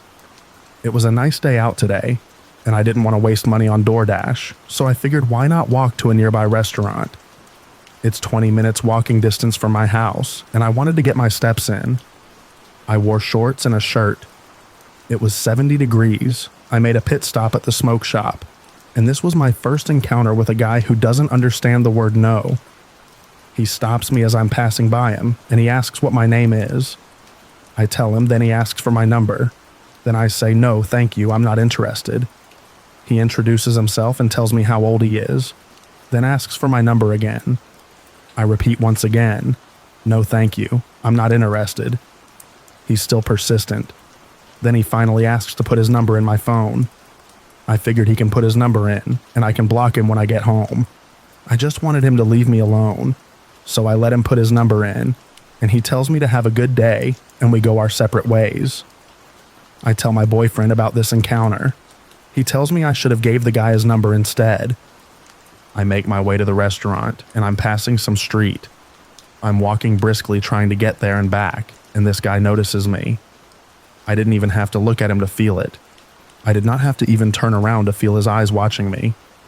I did not have to turn around to know he got in his car and started following me as I walked. It's almost like my body was alerting me of this, rather than my brain did, because I was not comprehending the situation at all. I turn my headphones down, and I hear him yelling after me, "Yo," repeatedly trying to get my attention. I ignore him and keep walking. This is when he gets in his car and starts following me, still trying to get my attention. He then pulls his car in front of me, kind of blocking my path. I see him in front of me and I get a sick feeling. One I won't ever forget. And this guy waves at me in the creepiest way possible, like a predator catching his prey or something. He tries to get me to come to his car. I shake my head and wave him off. I'm saying, no thank you, I'm not interested. He's mumbling all kinds of stuff. Saying things like, "You're beautiful. What's your name? Are you in a relationship?" All kinds of stuff. I'm frozen for a second looking at him. Then I look down, and I see that his pants are down. I see this, and immediately my legs start moving without my brain having to tell them to. Literally as if they had a mind of their own. I remember my mind going completely blank, and I didn't register this encounter as danger until I was walking away, reaching in my bag for my pepper spray, and my hands shaking to call my boyfriend, but I did not stop moving. Luckily, the guy sped off and didn't follow me after. I made it to the restaurant, but was too scared to walk back home, so I called an Uber. This has never happened to me before, and I know it doesn't seem like much, but the whole thing was terrifying. I keep thinking back on how my life could have been drastically altered in that moment in so many ways. Luckily, my body reacted way before my brain did, and got myself the heck out of there without even thinking about it. Every time I think about it, my heart starts racing. I didn't get his license plate because I was literally just so shocked, and I was focused on getting to a safe area away from him. I wish I would have stayed home and ate cereal. I'm scared to even walk anywhere else, even across the street to Kroger like I usually do. This literally ruined everything for me. Just a reminder of how you're never truly safe no matter where you are. Please be careful and pay attention to your surroundings, and don't give these weirdos the time of day. I just saw a TikTok about how certain butterflies mean certain things. And now that I think about it, I kept seeing a white butterfly in my backyard, outside my room window, before I left. Then I had another one following me as I was walking from the smoke shop, but I didn't think much of it at the time.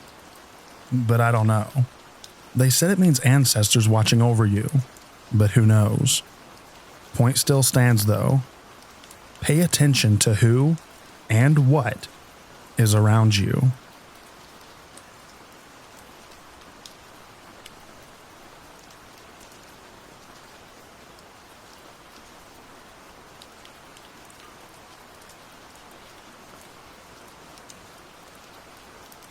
My girlfriend and I were thrifting at Goodwill recently, and she went to go look at some clothes in front of the mirror. I stayed by the cart probably 15 feet away and kept looking at clothes. I look over at her, and I noticed that a bald, pudgy guy with a son that looked about 5 years old was behind her. He had his phone pointed towards her, and I really don't want to think that he was taking pictures of my girlfriend's butt, so I keep watching. He acts like he's looking for toys with his son for a second. Then when she turns around again, he takes out his phone and points it towards her. I immediately get filled with so much rage and walk over to him. I ask him if he's taking pictures, and he said, "Yeah, of my son. Isn't he so cute?" I say, "No, he isn't. You're taking pictures of something else." He said he wasn't. I said, "Show me your camera roll," and he said he didn't have to. And I said, "I really don't want to smash your phone and beat you in front of your child." He then started deleting the pictures while his hands were shaking, and I made him go to his recently deleted folder and permanently remove them. I then called him a piece of crap and to never do that again. I really regret not whooping his butt though. I've been super angry at the thought of him doing that to other people, and I really want to make him suffer.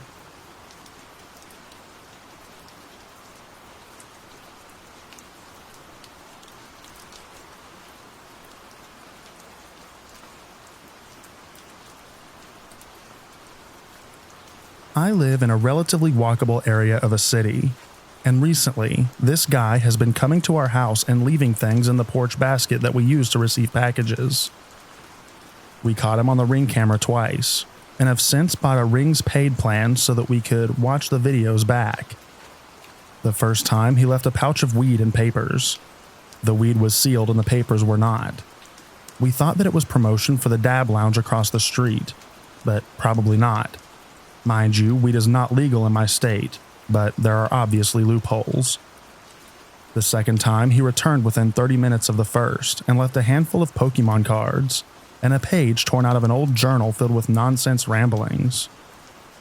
He came back a third time today, 5 days after the first and second, and left a bowl, for weed, and the package for a dog muzzle. We were able to watch the video back this time, and he came up to the porch smiling, put the bowl in the basket, then sat down to read a newspaper flyer or someone put on our doorstep. Then he added the muzzle packaging and left. I'm not sure if this sub is supposed to be for advice or not, but what the heck should we do in this situation? I don't know if calling the police would help anything, since he hasn't really done anything. Exactly.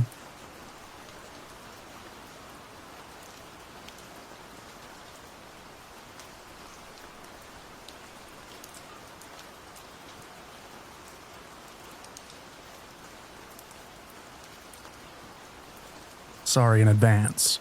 I was drunk most of the time during what happened, so I don't remember every detail. When I was 18 and freshly broken up with my way older boyfriend, I basically went crazy with dating guys. At the time, I also dressed very goth, even going as far as to wear a real corset and trench coat, mostly just enjoying the attention. One particular afternoon, my friend/roommate at the time decided to eat at a local Japanese restaurant, with both of us all dressed up. Our waiter was a mediocre skinny white guy who clearly was a little alternative, but it was kinda hard to tell with the uniform. We joked about me leaving my phone number on the receipt or something, so I hyped myself up and did so. Late that night, he had sent me a text. We talked for a few days, never really having a right time to meet up, as I worked 40 minutes away from where I lived. He mentioned the boots that he wore meant a lot to him, and some other odd things that just seemed like really edgy jokes. One really late night coming home, I was texting and driving, as any 18-year-old does, and we decided to meet up. My stupid self invited him over to my apartment, where it was just me and the roommate who had been with me before. Our other two roommates were not home. At first it was fine, because I was already drunk, so I would just let him rant about whatever he wanted. He went on about his life, going to jail, medical bills, his parents, etc. Eventually he asked me if I wanted to see his tattoos, and I was like, okay. He lifted up his shirt, and not only could I see the handgun tucked in his waistband, but also his multiple, badly covered up racist tattoos.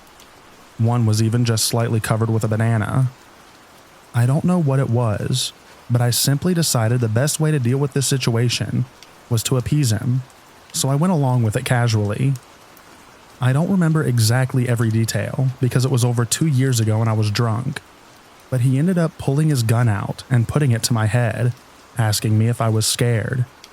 I was immensely confused and tried to call his bluff, saying that I wasn't, which got him to put it away for a while. When he went to hook up, in my messy room, he pulled it on me again, saying that he wanted to do it with it out. I got mad and tried to fight him off of me and get it away from my head. Of course, I wasn't as strong as him and he hit me with the arm with it, which that hurt because it was a nice one. When I finally got him off of me and he realized that I was angry, not scared, he started acting like a crackhead, saying that I was crazy for not caring about him pulling a gun on me. He ran off, jumping the fence of my apartment complex, and not even taking his car that he had come in. In the morning, his car was gone, and I had a large bruise from where he had hit me. While to me it's a funny story, I now realize how bad it could have ended up. So, to the waiter from the Japanese restaurant, let's not meet.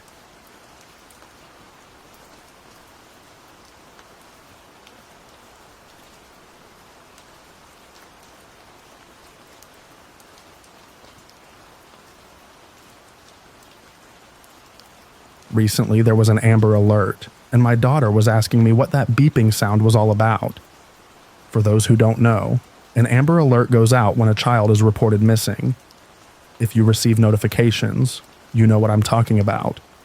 The alert will sometimes give information, like the victim's appearance as well as the perpetrator, the location of the abduction, make and model of vehicle. My phone started beeping one evening while helping my daughter clean her room. An Amber Alert. She asked about it. I gave her a small rundown and that was that. However, it triggered a childhood memory I have where I believe with all my heart that I was almost kidnapped when I was a kid. To be clear, this isn't a memory that was laying dormant in my subconscious, and this random Amber Alert and talk with my kid caused it to resurface in my mind. This incident is something I've pondered and thought about off and on for years now. I'm 41. It's just been a while since I've considered the factors and details of the experience, and this recent Amber Alert and talk with my daughter really caused me to pause and reflect on the incident itself once again, and here I am. As a parent, you worry about these things and do all you can to protect your children, especially when you personally experience something truly scary like this. The occurrence happened when I was just a young kid. My guess is around 7, 8. I can't be sure, but I think that's a safe estimate based on the fact that much of those early childhood memories aren't there anymore. I do remember my kindergarten experience, which I would have been 5, 6, and also later grades. So this incident must have happened sometime after or around the way ages of 7. 8, my parents took me to a neighboring city to do some shopping. We lived in a small rural town with not much on offer, so from time to time, we would go to this neighboring city about 45 minutes from where we were located. It just had more to offer. They would take me up there for school clothes shopping, out to eat because restaurants were better, and because my mom was a crafter. She loved to make crafts. It was her thing. There were different craft stores, and a fabric store she liked going to up there. This specific trip, we went to a fabric store up there, Joanne Fabrics to be exact. This was a pretty big store. As a little kid, I guess most every place seems big, but no kidding. This was a sizable store. My dad sat out in the car while I went in with my mom. He did that a lot, sit in the car. When there was a store, he just didn't want to go in, so I can't blame him there. I can't recall exactly what all my mom was looking for, or trying to get in that store that day, but I do remember what section we were in, an area with a bunch of racks with various fabrics hanging. Imagine a clothing store with circular racks, with clothes hanging around them, and that's pretty much what it's like at this fabric store. Racks of hanging fabrics. I remember this area being slightly toward the beginning or entrance of the store. As my mom was looking through these racks, I began to wander, though not far, just enough to kind of look around myself. I was probably bored and started wandering around is my guess, but I could still see my mom just up and over a few racks away, so it wasn't like I was on the other side of the store or anything. A random man approached me, and honestly, I can't even remember at what direction he came from. It's just like I was there by myself 1 minute, and the next, I looked up and saw this guy. It was like he came in fast and out of nowhere. I quickly looked over to where my mom was. She had moved a few racks up and away, but I could still see her. There was a fair bit of distance between my mom and me at this point. So here I am, standing behind some rack of fabric with this older guy, opposite me and the other side of this rack. Then he speaks. "Hey little boy, how you doing there?" I remained silent because this took me completely off guard. He asked, "Where's your folks at? Are you alone in here?" I stood still and quiet. "Come here, I got something to show you." At this point, he started advancing toward me, coming around the rack to where I was. I quickly started the other way, but he stopped and started coming around the other way, as if to meet me in the middle. I was scared at this moment, and became instantly aware that this man seemed dangerous, and like he was trying to get a hold of me. "Come here," he barked. I jerked fast to the left, but he did the same. He had this wild look in his eyes. Whichever direction I went, he followed, but remember, there's a rack between us. God, I'm so thankful for that rack. After some back and forth movements from me and this man, I finally lock in on my mom and yell, "Mom, help!" You would have thought I screamed bloody murder. It was so loud, but it got my mom's attention. "What's wrong?" she asked. This startled the man, and he looked over his shoulder in the direction of my gaze and confirmed, "Yep, that must be his mother." His demeanor completely changes, and it's as if everything is just fun and games and he was just messing around. And he said as much to my mom. "I was just messing around with him." "No harm, ma'am." My mom came to where I was, and as we reconnected, the guy just tips his hat at my mom and makes his way out of the store.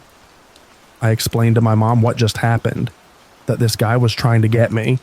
I was so upset and shook up. She told me I did the right thing by yelling and getting her attention. It was terrifying for sure, and I'm thankful something crazy didn't happen. Could I have been imagining things like maybe this guy was really just messing around? I very much think there were nefarious intentions. Why would a random older guy be perusing a fabric store? If he was there for something like crafts or fabrics, why promptly leave when confronted? I truly believe he was up to no good. Anyway, that's my story. I appreciate anyone taking the time to read.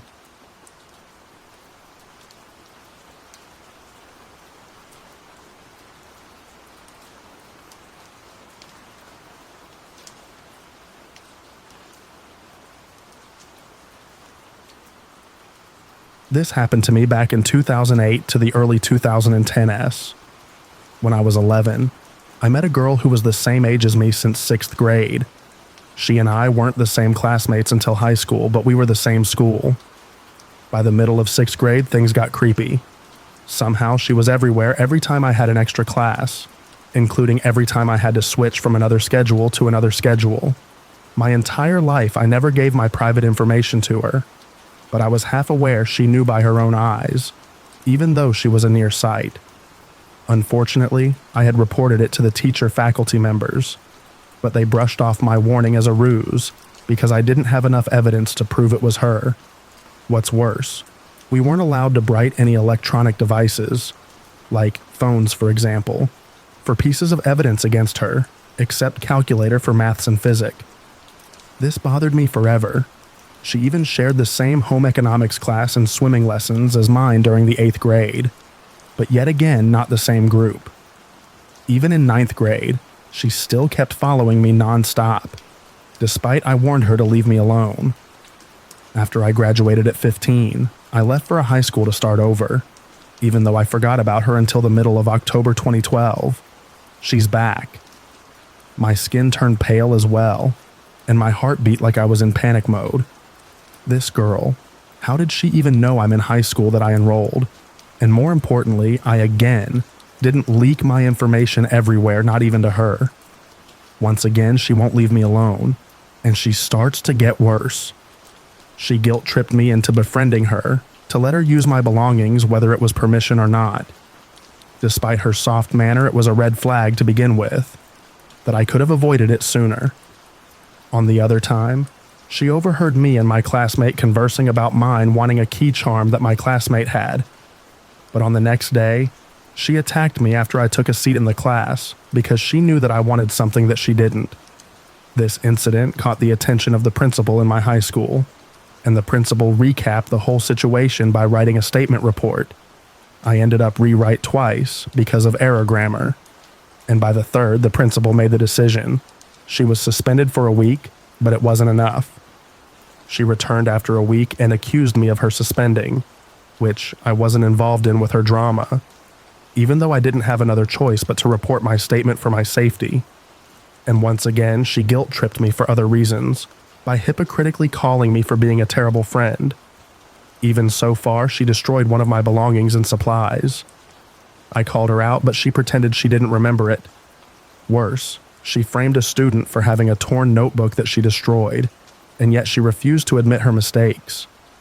That was my last straw as it made my blood boil. But I didn't want to show my anger as she gave me a watch in exchange for money, which, turns out, she swindled and got away with it. In all situations, half of my peers and teachers witnessed this incident and warned me that I should end her friendship with her. She wasn't my friend, just saw me as a pawn and manipulated me by taking advantage of my kindness and trust. We were still in the same in high school, but I quietly outright not to be close with her again. That's it, until early December of 2012. That was the last time I saw her, and I guessed that she was expelled after the last warning from one of my peers. I felt relieved, but I will never forget what she did to not only me, but to the other half of my peers as well. By near the end of high school, I realized that she was indeed not a very good friend, and her attitude was sociopathic, manipulative, liar, and almost creepy. And that was the reason why I ended things with her for good. Luckily, I didn't give her phone number or address since that wasn't allowed in the school, which I managed to avoid the red flag. It's been almost 16 years since this incident took place. After I finished my high school in 2015, I'm almost 27 and currently have a job. The experience made it difficult to trust someone or befriend them again.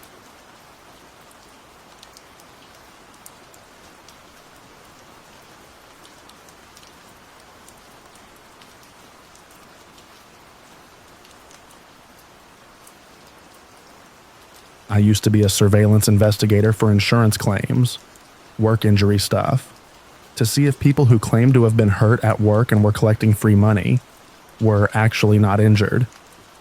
I did this full time for about 10 years. Doing a new case every few days for 10 years, you see a lot of weird stuff. For example, one time I saw drug dealers in a downtown city literally riding horseback. You see scary stuff too, obviously, if in bad neighborhoods, etc. Scariest encounter went down about 20 years ago. This was a case in a somewhat rural area, which were always the toughest. You get there at 6 a.m., see what cars are in the vicinity, and run plates to see if they match the person. Then mostly you watch for the registered vehicle to depart if you found one. This place had one car in the driveway with no plates, which actually was quite unusual. You are also provided an age/height/weight of the person, and in rare cases a pic. So I knew this was a guy in his mid-30s, average height and weight. First day it turned out he left before I got there.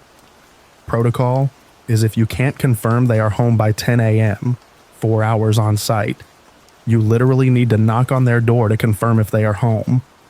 You usually pretend to be a UPS delivery in a costume and a dollar store item in an envelope with a clipboard. Surprisingly, that works.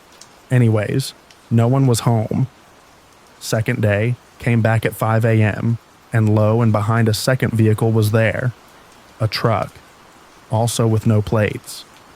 The dude came out around 5:30 a.m. and left. I followed him, but he was immediately wise and knew he was being followed, which usually means they are up to no good, i.e. working while collecting insurance disability money, aka insurance fraud. I let him go while trying to be discreet about it. I came back the third day in another car, which you also sometimes had to do. This time he left again early, and I successfully followed him to a farm in the neighboring rural hills. In short, I busted his butt on video doing heavy-duty farm work for several hours. He eventually caught on and realized he was being watched. I took off from my parked position and thought there was no way he could suddenly get off his tractor, run to his truck and get to me as there were driveways, etc.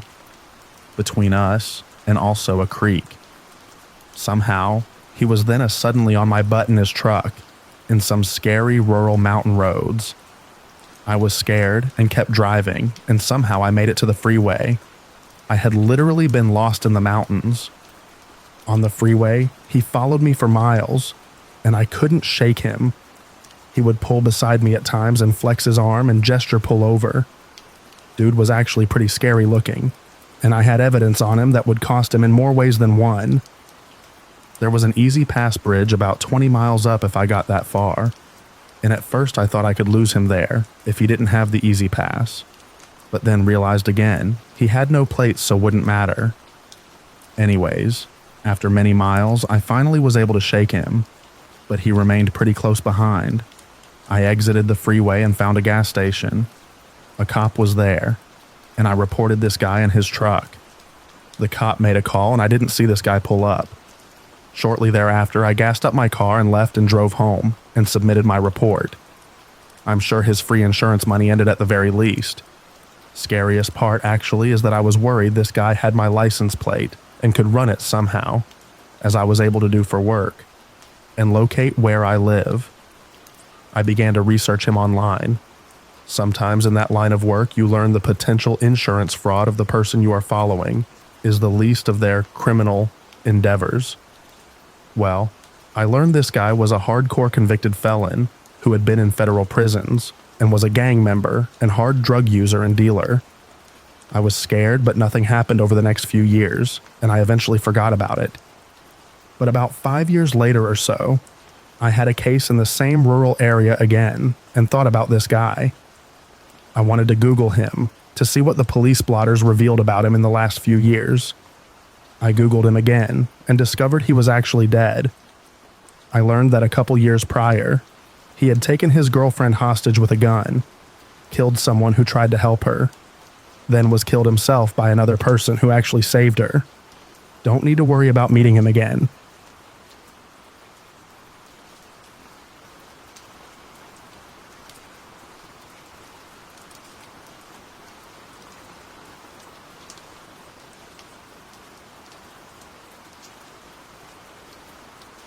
So I went for a hike with my boyfriend for his birthday today. We're not very superstitious people, but we were quite anxious the whole time. We didn't meet anyone on the road, and I was feeling weird. Like I was thinking, I know we're going to meet someone, but that someone I wasn't chill about. My boyfriend was a bit nervous, which is unusual for him, as he's very used to hiking pretty much anywhere. All right, so we're 4+ hours into the hike, and we reached almost the end. There was some sort of cabin in the forest, and a guy looking like Tom Hanks in Castaway was there. He jumped out of his cabin, naked with a knife, and began to make grunts. I told my boyfriend he has a knife, and the guy started to run at us. My boyfriend told me to run, go, and I tried my best, as I'm not the most sporty girl. I believe I fell a few times because I have a lot of scratches and a bump on the shin, but I didn't feel it in the moment. After what felt like forever to run to escape him, we've succeeded to find a way out of the neighborhood and then a road. We felt so much relief at that moment. My question is, we felt shocked and pretty traumatized by it. Do you feel like it's a serious event, or is it not that big of a deal? I know that it might sound stupid to ask, but we don't know anymore. Maybe we're overreacting. We did report him to the police, by the way, and they are supposed to go to the place, but we're not sure that they're going to take their time for that. What were his intentions? Were we trespassing on his property? What was he doing out there? Do you think he might follow us?